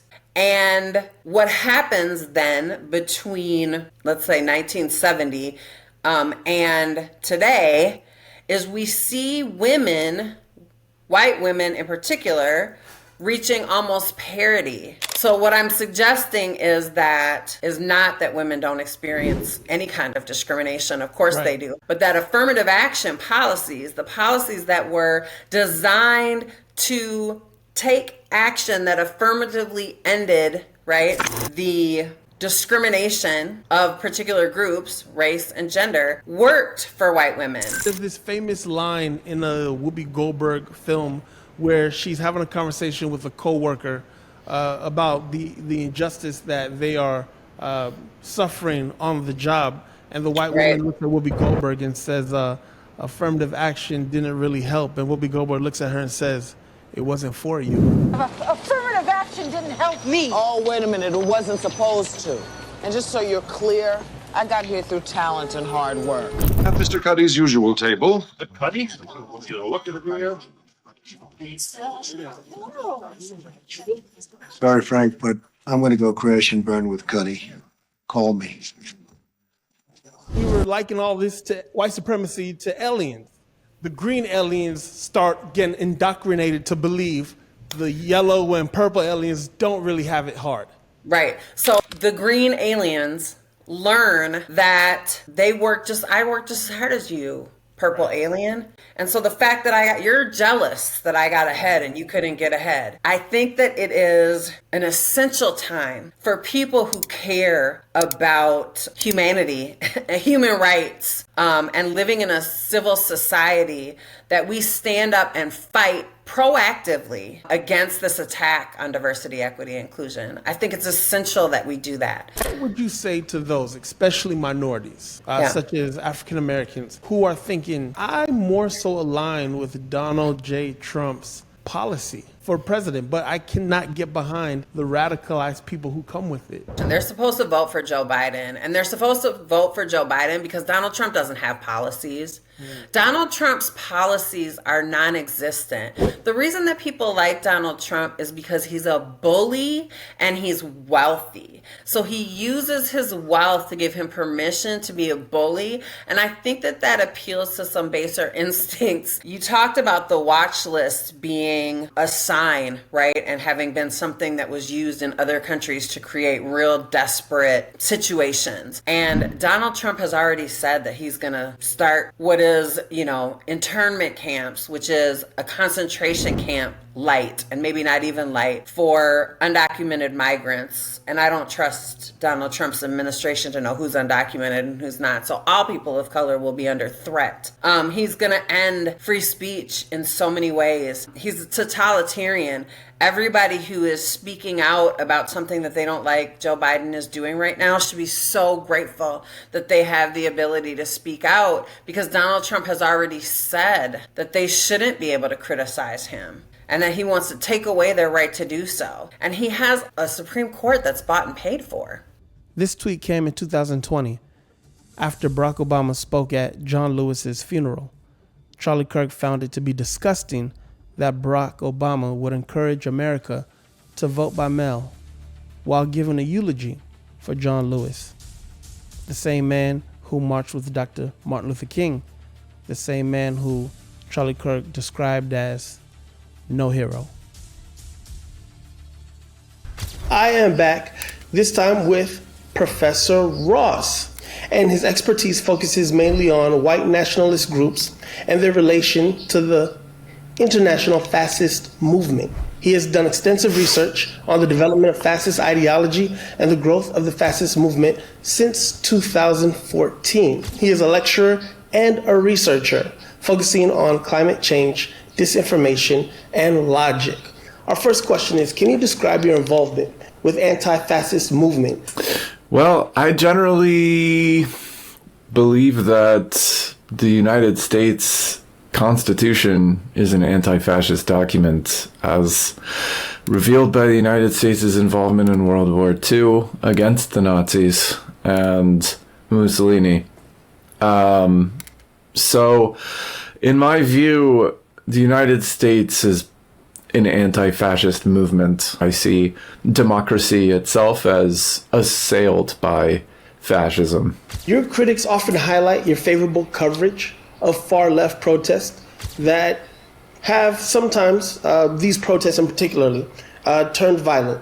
How do you respond to these criticisms, or anybody who is alluding to the fact that you are in favor of the violence that sometimes happens at these movements? Am I in favor of violence? I'm not. I don't believe in political violence. I think that violence is a terrible thing, and that people ought to be able to discuss issues and not resort to violence. So I support consensus processes, for example, resource management and local neighborhood assemblies. That's where I stand on violence. Your book, Against the Fascist Creep, and the idea that in the book you advocate for militant ways to counteract Republicans and conservatives. Can you elaborate on what you meant by militant ways? Yeah, by militancy, I mean the capacity to oppose fascism in a serious way, in a way that is not perhaps part of the ordinary sort of remit of political options in our democracy, because what we have at our disposal is elections, right? And we can raise our voices in local council and things like that. But when there are fascists who are threatening people in our neighborhood and who are beating people up and who are trying to destroy ways of life, then at some point communities have to stand up against them and they have to defend themselves. The problem with fascism is that it's not communicative. It reaches a certain level of rhetorical development and then it can't explain itself because of the internal contradictions of its ideology, so it must resort to violence. I was personally assaulted in the streets, saving someone's life from a gang beating by fascists in Portland, Oregon. So yeah, I believe in community defense, and that's what I mean by that. I did not know that happened to you. So the question is, where do we draw a line between freedom of speech and listing off people? Well, the idea of the list is to impinge somebody's speech, right? So the list is there to expose and demean a group of people, in this case because they're left-wing professors, and to, I think, probably, hopefully, in their case, to get them fired, to or force them to renounce their positions for fear of being fired. But beneath that, there's also the subjection to enhanced scrutiny and harassment, especially through online vehicles, trolling and that sort of thing. Doxing, you're really kind of painting a target on someone. And the movement that Turning Point and groups like it represent, there's really no compunction against, going after people in highly personal ways, in highly invasive ways, and violent ways as well. How are we, those who are supposed to be the educated ones, supposed to fight back? Is the best thing to do to just ignore them? It's a great question. I generally just go about my day with a little extra anxiety and try to ignore it, right? There's not much one can do, especially with an organization that is so richly funded as Turning Point USA.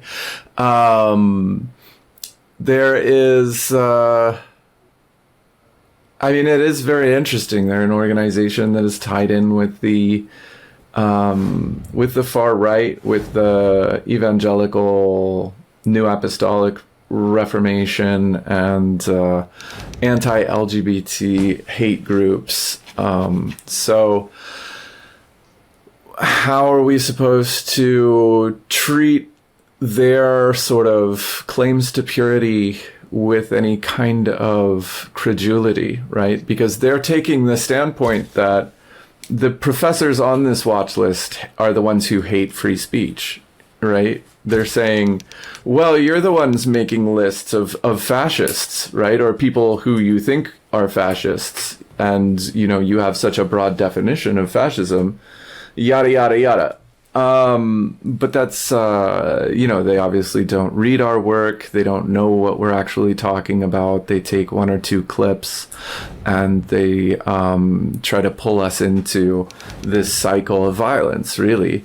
and of hate and feuding and that kind of thing. And so I think, the best thing to do is kind of recognize that these are online communities mostly full of extremists who may want to do harm. And to the degree that we can defend ourselves, we have to.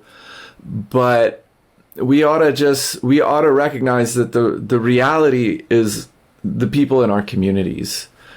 Keep eyes on the prize. What is the prize, Dr. Ross? In closing, what is the prize? What is the America that you want to see and that you think other people who are considered left want to see that the right is so afraid of? I mean, it kind of goes back to the vision of the civil rights movement from the 1950s and before then.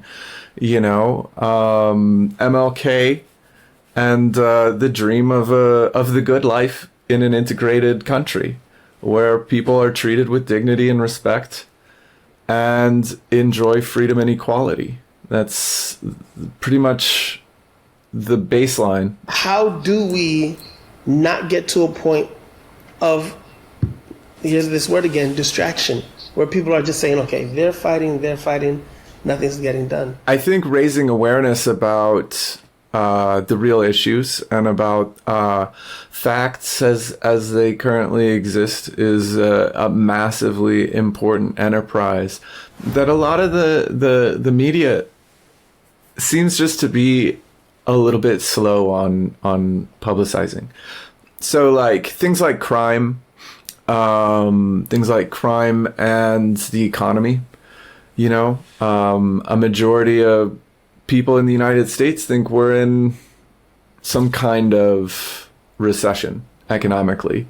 They think, around half of the country thinks stock markets are down, people's purchasing power is down, and generally speaking, the economy's in a big recession. It's simply not true. If you look at crime, a lot of people across the country think that right now crime is at an all-time high, a real monstrous problem that everybody needs to absolutely focus on. Here in Portland, crime is back down to pre-2019 levels, but you still hear that narrative, oh, downtown's dangerous, don't go downtown. You still hear all that stuff, because the newspapers, major media, not doing the greatest job in keeping people up to date. Whereas during the peak of the increase of crime and when the economy was kind of sagging, you couldn't open a newspaper that wasn't talking about it any day of the week, right? So, you might ask, well, why is this important if I care about stuff like racism? Why is it important to think about the economy and to think about crime, Well, crime is one of those things that's very racially coded in the United States. The same people who will say Donald Trump's being set up, by a witch hunt, and totally turn a blind eye to crime as committed by wealthy people, will then point their finger at inner cities where crime is decreasing rapidly and say, that's where the crime is. You know what I mean? So crime is heavily racially coded, and it was, a constant drumbeat of the war on crime and all that kind of stuff. City under siege, all that kind of stuff that really kind of led to those tensions that exploded in the LA riots, and again, in 2020. So that's a big part of it. And then with the economy, that's another thing. It's like this narrative is false, and it only serves to kind of pander to this sort of Trumpian fantasy about the decay of America under the liberal government. Turning Point USA faced repeated blocks in establishing chapters at various colleges. In April 2019, Texas State University's student government voted to ban Turning Point USA for allegedly creating a hostile environment, but the university maintained the chapter's operation, clarifying the student government lacked the authority to ban student organizations. Dr. Strozer is not only a lecturer, he is not only an author, he's also a therapist.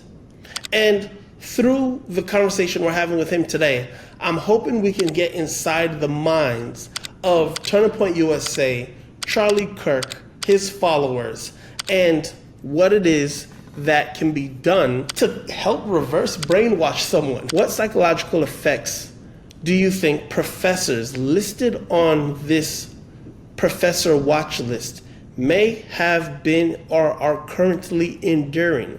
Well, I think your project is a noble one to help people understand, and I think understanding is the beginning of wisdom in dealing with something as malignant and nefarious as the watch list. Even though people like myself, who was, professionally secure and tenured when I was put on the watch list, and therefore it was no active threat to my professional life. I recognize that it creates an atmosphere of fear that is really outrageous. Can you talk to us about your research and how you explored the connection between climate change and radicalization, and how you think being targeted for one's views on climate change, as seen in the Professor Watchlist, affects your ability to communicate to your students or to your audience when you're lecturing? Yeah, the idea of being on the watch list as a climate alarmist borders on the absurd. If we're not alarmed by climate change, then we're numb to what's happening all around us. I was teaching my graduate students at City University of New York, and I mainly in the history of American terrorism and American violence and terrorism. In 2014, ISIS suddenly arose out of Syria and then took over Iraq, and we were deeply involved. We were deeply into the Iraq War at that point, and so it was part of the war and the fervor and the disagreements about the war. And what I wrote a series of articles where I noted that ISIS had emerged out of a climate crisis in Syria beginning in 1908 that led to disruptions and mass population movements and desertification of parts of Syria, and political chaos, and it became a failed state. And then there was civil war between 2011 and 2013. Anyway, out of that chaos, ISIS, this fearsome new apocalyptic terrorist group arose. And I was just noting in what I wrote that one of the many dangers of climate change is that kind of potential for political disruption. And the rise of terrorism. How do organizations like Turning Point USA use fundamentalistic tactics to spread their ideology? And what psychological vulnerabilities are they exploiting out of their followers? There's a large measure of people who understand the dangers we face, and I call them corrupt, because they understand the dangers they face, but they don't want to bear the consequences, right? I think for other ordinary, decent people who are confused by what's going on, they sense, they don't understand, and they sense something wrong, and they're hoodwinked into a kind of a fundamentalist mindset. Of course we need to be concerned with climate change, and of course it is painful for everybody, and in some ways making the necessary changes in society are gonna hurt the pocketbooks of those who are least able to bear the costs. You know, inflation will rise, rents will rise, the price of cars will rise, the prices of food will rise in order to cut back on, continued economic growth. So it's a very complex process that is manipulated by some, but people who are caught up in this, this fundamentalist mindset, and the project of somehow silencing professors who speak up, and then by the fact of speaking up and therefore raising the consciousness of the young people, my students, are therefore evil and should be branded as such and presumably punished. I mean, the watch list doesn't call for anybody to be annihilated or dispensed with, but that's part of the subtext. That's why it's dangerous. It is not a benign thing, the subtext. How can we dissipate the energy and the influence of a Turning Point USA? I would not underestimate the power of young people in colleges and universities across the country to defy the effects of propaganda, because money can't buy the truth. And they are trying to propagate a lie. Yes. They're trying to forcibly, by punishing those of us who speak out, or trying to punish those of us who speak out, they hope through their propaganda to silence the issue. I have much greater trust in young people. They care about the climate. They know that the human project is threatened by climate change. There's a kind of a history in the propagandistic attempt to identify a group, particularly professors, of people, teachers, significant teachers in our culture, who are attempting, not to destroy the minds of young people, but to make them think more critically. In December of 23, Tim Dickerson at Rolling Stones wrote an article, "Turning Point USA's America Fest is infested with anti-Semitism." The article goes on to say, but in addition to patriotism, many of the gala's headliners appear to be like-minded about something much darker, a distrust, distaste, or outright hatred of Jewish people.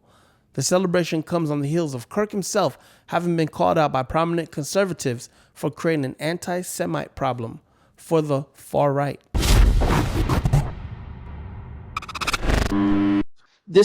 I think this is an important topic, so I appreciate that you're working on this. I study nationalism, racism, and the far right professionally, so I'm well aware of the dangers around them.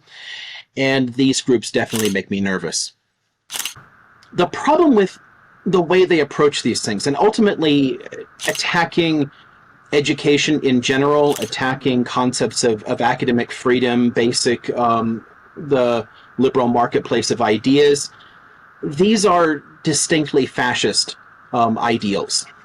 And fascist movements have always targeted intellectuals, have targeted writers and authors, professors, because at the end of the day, we're the people who can most clearly point out the mistakes that they're making, where they're wrong in doing this. So discrediting education, if you can say, oh, the professors, they're all indoctrinating you and brainwashing you and blah, blah, blah, spreading their ideology, then it makes it harder for people to take you seriously when you say, hey, look, they're doing this, that, or the other thing. When the Democrats were talking about working class issues and providing good living wages and healthcare and everything else, people were pretty solidly for them.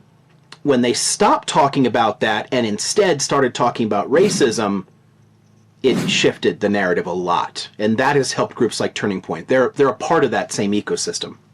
Kyle Rittenhouse was an esteemed guest speaker at a Turning Point USA event. When you think about the kind of conspiracy stuff that you saw back in the 50s and 60s, the Birchers, the Klan type stuff, in most mainstream politics, that was considered fringe. The first major candidate to embrace the Birchers, Goldwater, went down in one of the biggest landslides ever, partly because of the association with those kind of racist conspiracy theories. That stuff becomes normalized under Reagan, and it has built up ever since. We tend to forget that Reagan was a hardcore Bircher and a white supremacist. He just covered it up nicely for a lot of people, so tons of white America could just he's fine. African Americans were telling us, we know who he is, and people didn't listen. And the changes since then are frankly terrifying. Lists like this not only contribute to already existing stochastic terrorism in the U.S., and honestly, whether you're talking about newer groups like DHS or FBI or whatever, they have been pointing out for decades now, since the beginning of the 90s at least, that the far right is the greatest terrorist threat this country faces. Domestic American far rightists and racists. And what happens is groups like Turning Point give them targets. They point out, here are these bad people who are brainwashing your kids and changing things. Here's a list of them and where they work. And then you just count on the lone wolves. And the American press and political class has a long history of saying, these are just mentally disturbed lone wolves, and ignoring the fact that it's ideological, i.e. terrorism, and that it is pushed by this pundit class and political class. So they are part of it. Turning Point USA are literally stochastic terrorists. They are telling people, here are the ones you should target, and then waiting to see what happens. And if any of them show up in the media, if something blows up in the media, if there's big coverage around it, they respond. There are periods when, in a period of weeks, I would get dozens and dozens of death threats from people and all kinds of threatening messages and whatnot, and then it dies down because they have a short attention span. But lists like this, combined with the media coverage, they're genuinely dangerous, and we've seen this stuff before. The easiest way to deal with this, and I hear this a lot, people saying, people like Charlie Kirk and Candace Owens and Ben Shapiro, they're just paid to say this stuff. They've got their donors, whatever. They're making money off this stuff. At the end of the day, it doesn't really matter. Because on the one hand, they are choosing to normalize far-right rhetoric. If they're doing it disingenuously, it's still normalizing that rhetoric. It's still causing harm. So it really doesn't matter.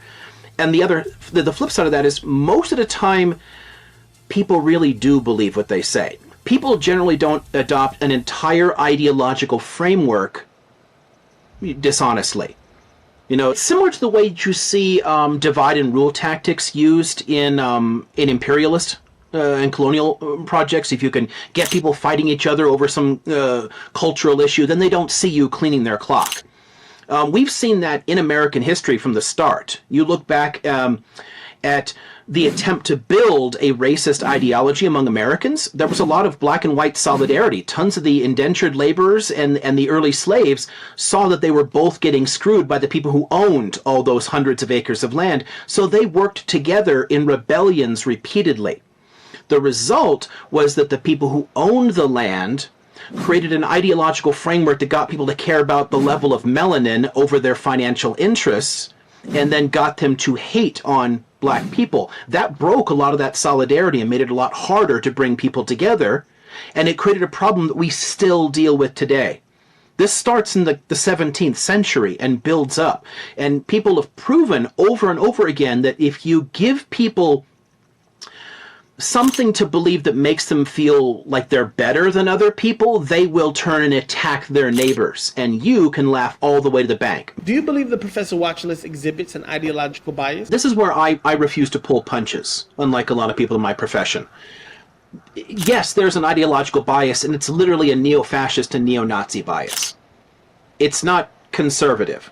Anybody calling what Turning Point does conservatism has no idea what the word means or the history of any of these concepts. What Charlie Kirk is doing is normalizing neo-Nazism.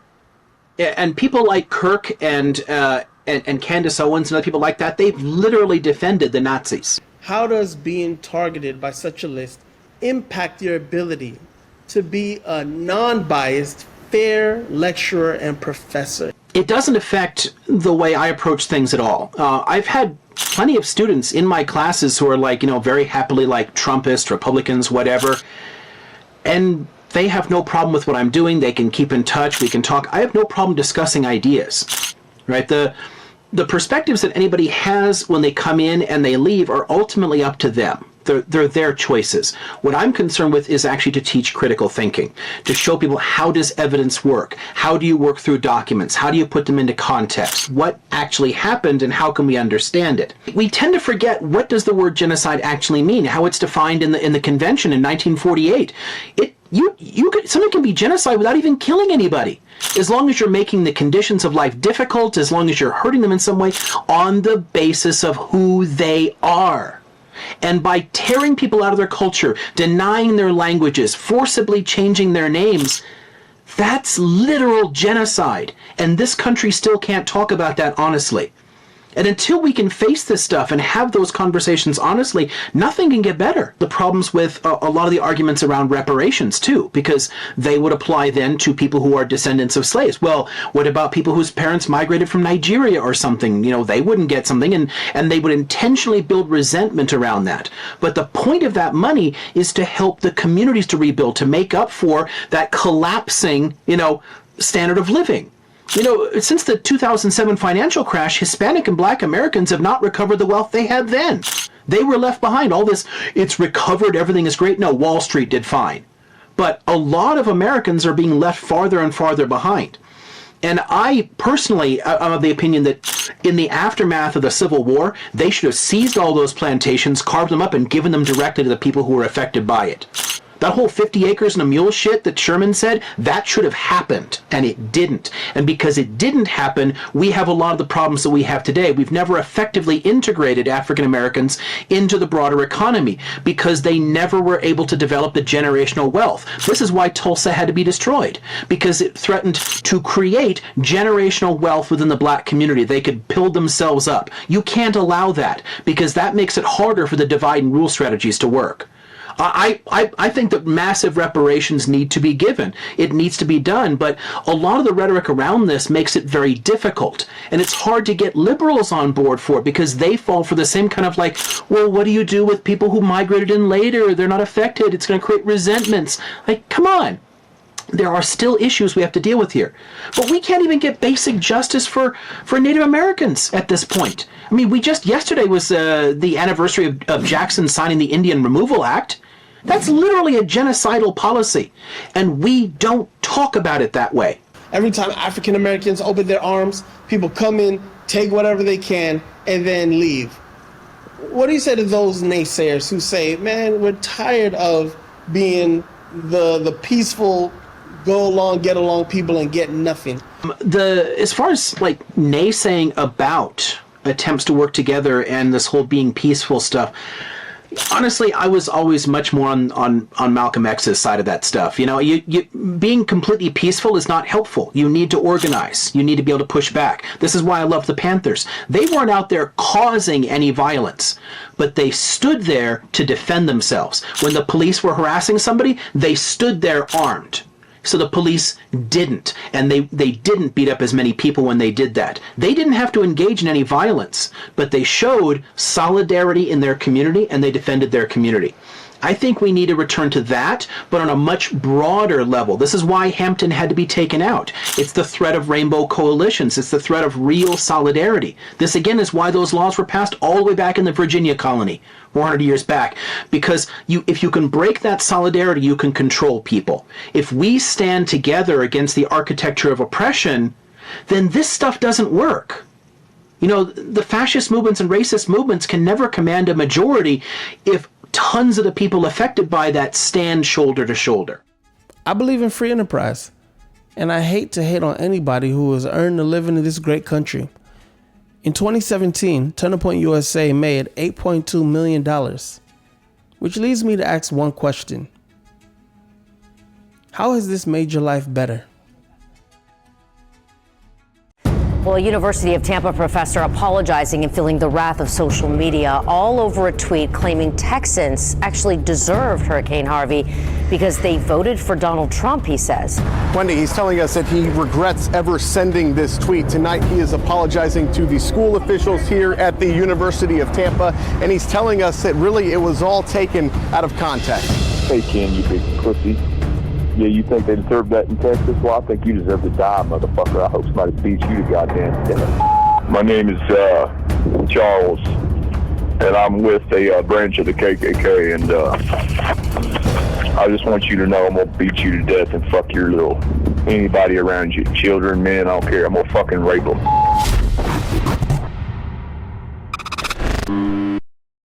Professor Ken Story, who, no pun intended, has a very storied experience with Turning Point USA. Thank you so much for allowing us to hear your story as it pertains to Turning Point USA. I want you to know that there is a level of empathy that I have, because I too was targeted with the Turning Point USA, but I was not targeted online and then harassed online. So I wanted this to be a platform that allowed you to give your side of the story, to explain the types of things or talking points that you bring up in class, why you think you were targeted, and what you think people should really know about you, and whether or not you think Turning Point USA's Professor Watchlist is freedom of speech, or if it's impeding on that. Yeah, so I'm Ken Story, born and raised in Central Florida, in the Orlando area. Raised in 1990s Orlando with all the Nickelodeon and Disney and all that, and I am an optimist because of Epcot. My bachelor's degree is in pastoral studies. I grew up Southern Baptist in a contemporary church part of the Willow Creek vein, and went to undergrad in Lakeland, Florida, and got a bachelor's degree in pastoral studies. Graduated in 07, which Florida in 07 and 08 was not the best of places. So I went back to school then in 09. I went to UCF, go Knights, and got a master's in applied sociology. That same time, I also came out. Up until then, I was engaged to a woman, and then I did come out while I was in grad school. Straight out of grad school, got a job teaching at a private college in Tampa, University of Tampa. Amazing school. I still highly recommend the school for anyone who is looking. Beautiful campus. I taught there from 2012 until 2017 as an adjunct. I also taught at a number of other community colleges and other schools in the Tampa Bay region. Life as an adjunct, I was an adjunct by day, and then I did influencer media by night. Ended up getting a job writing for the main alt weekly in town, the more liberal paper, if you will, in the Orlando area. But the day job and the night job, I was very upfront with my students about who I was. I never talked about my sexuality. I never talked about my religious views. I never talked about my political views, to the point that students in my reviews at the end of the year, some would, think I was more conservative. Some would say I was too liberal. And so it was, if people are saying you're too conservative and too liberal, you're probably somewhere good in the middle. And I love teaching. It was a struggle. And so then in 2017, they brought me on as a visiting professor. Yeah, that was the first time I'd had like a reliable paycheck in a very long time. To the point that my parents cried, and they were so proud of me. The year before, 2016, was a very difficult year. as a gay man in Orlando in 2016 when the Pulse shooting happened, that obviously affected me personally. Through that, I also had a few other things I did, including a local FM radio show where I discussed tourism. So I wrote about tourism and covered the tourism industry, and so I did that at the same time. And so 2016 is when I really began seeing that the politics weren't just something that is the same old, same old. Within hours of a place I frequented being shot up, and still not knowing if my friends had gotten out, and thankfully everyone I knew did get out. Unfortunately, many of the friends did not. But within hours of that, we had people politicizing it and saying that, oh, well, they were too weak, and that, we just need more guns. And so that really was my political awakening, if you will. So time goes on, Trump gets elected. At the same time, I'm still teaching. I'm actually teaching a lot of military students from Del Mabry, and loving it. Finally got the job as a full-time visiting professor. I went to a media event on Saturday night at Point Orlando, the lovely Greek restaurant they have there, Opa. It was a stand-up media event, took some pictures of drinks, took some pictures of food, just a fine time. Woke up the next morning, went to lunch at a local taco stand, and while at lunch, I began a tweet thread, and this was back in 2017, so the way that Twitter, now X or whatever it is today, back then you couldn't link the tweets as well as you can now, and so it was, the threads weren't as threaded. Also, we had the 140 characters, now 280 character limit in tweets, and I was tweeting about, at the same time, this was when Hurricane Harvey was hitting Texas. And so I had a tweet thread about, this should not be the storm of this style. We've learned a lot since Katrina, and we need to have put that in place. And the reason why this is the way it is because there has been a systematic effort to impede safety in these areas. In the 1990s, they banned smart growth. I'm living in a state right now that's facing climate change, that's facing sea level rise, and we have a governor who's refusing to say climate change, as though if we don't say those two words, suddenly it disappears. A rose by another name, still a rose.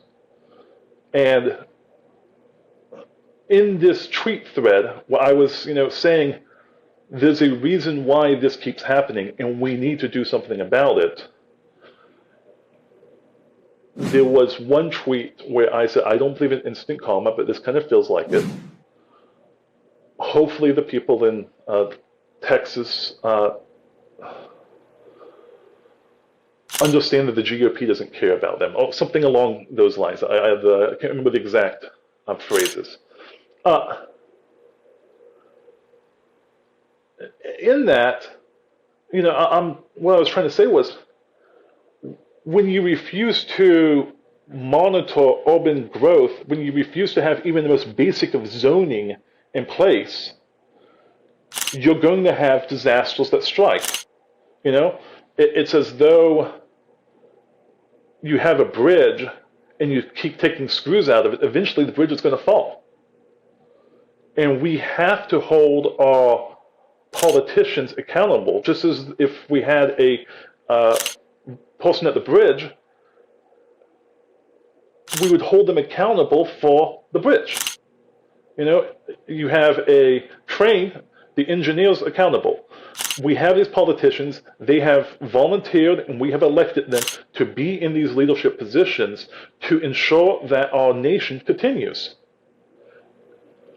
And when we have these types of disasters year after year, there's an issue.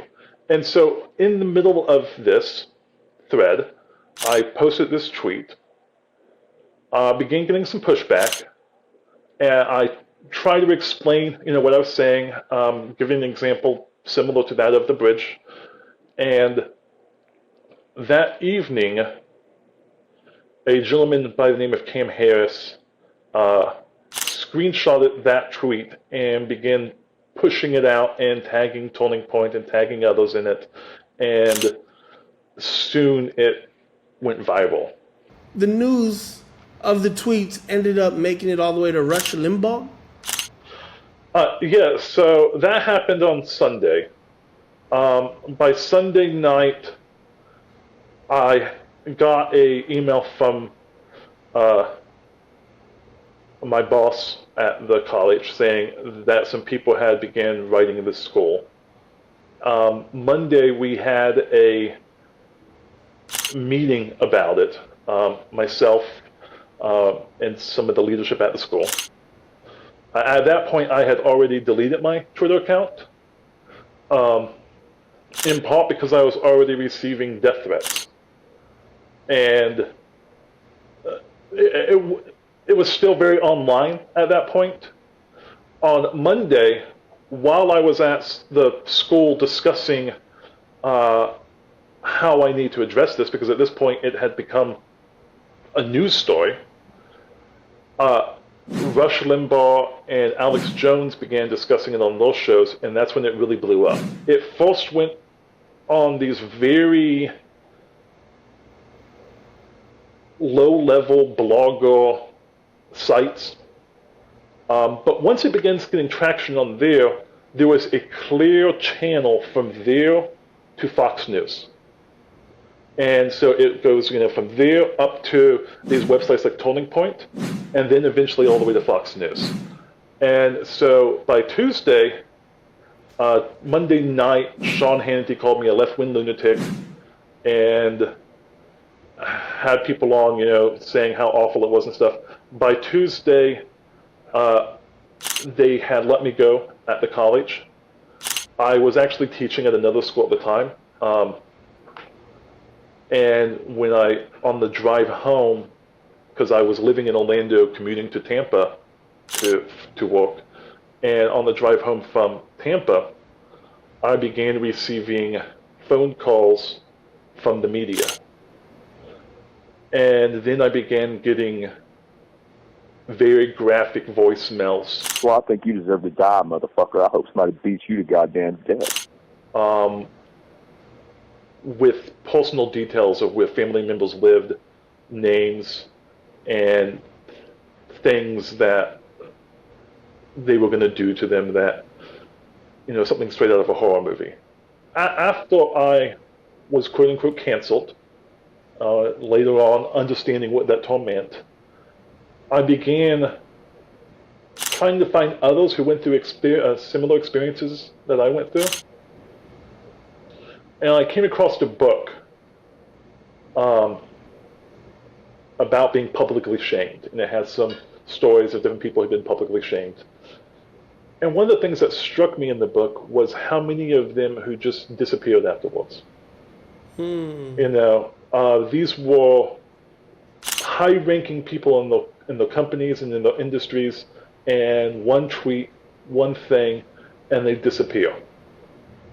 And then I began understanding who Cam Harris and who Charlie Kirk and who these people were and who they were working with, and looking into who began funding these groups, and understanding that that's exactly what they want. They want you to just be silent and to take it. And once I discovered the Professor Watchlist and realized that there were hundreds of others or dozens of others who had gone through similar experiences as I did, and some even worse than me, that changed how I dealt with it. And that's why, to this day, I do things like this interview, where I share my experiences and my side, if you will, because this is not about a tweet.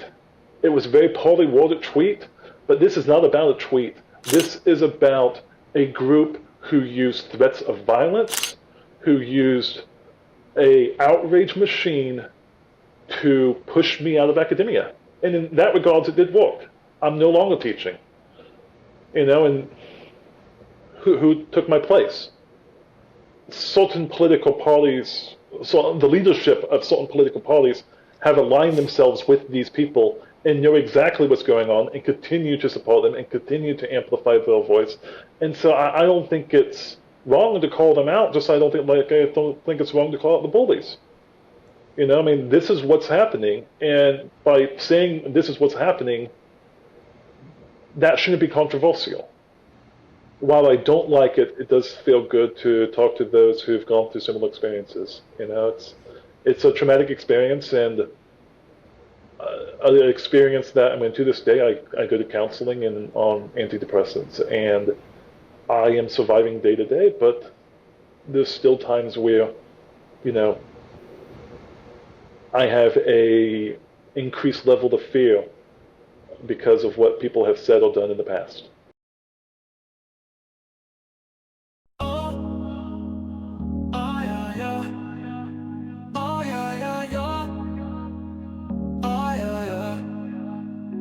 To be honest, Charlie, there's nothing regan about you, you're fraudulent. Everything is dirty around you, it don't accord and you jump click to click. Even his own mama know, little Charlie's a glitch. To be honest, Charlie, there's nothing regan about you, you're fraudulent. Everything is dirty around you, it don't accord and you jump click to click. Even his own mama know, little Charlie's a glitch.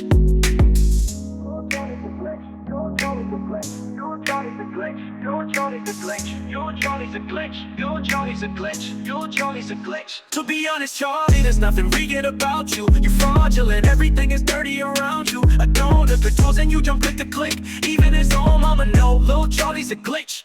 To be honest, Charlie, there's nothing regan about you, you're fraudulent. Everything is dirty around you, it don't accord and you jump click to click. Even his own mama know, little Charlie's a glitch.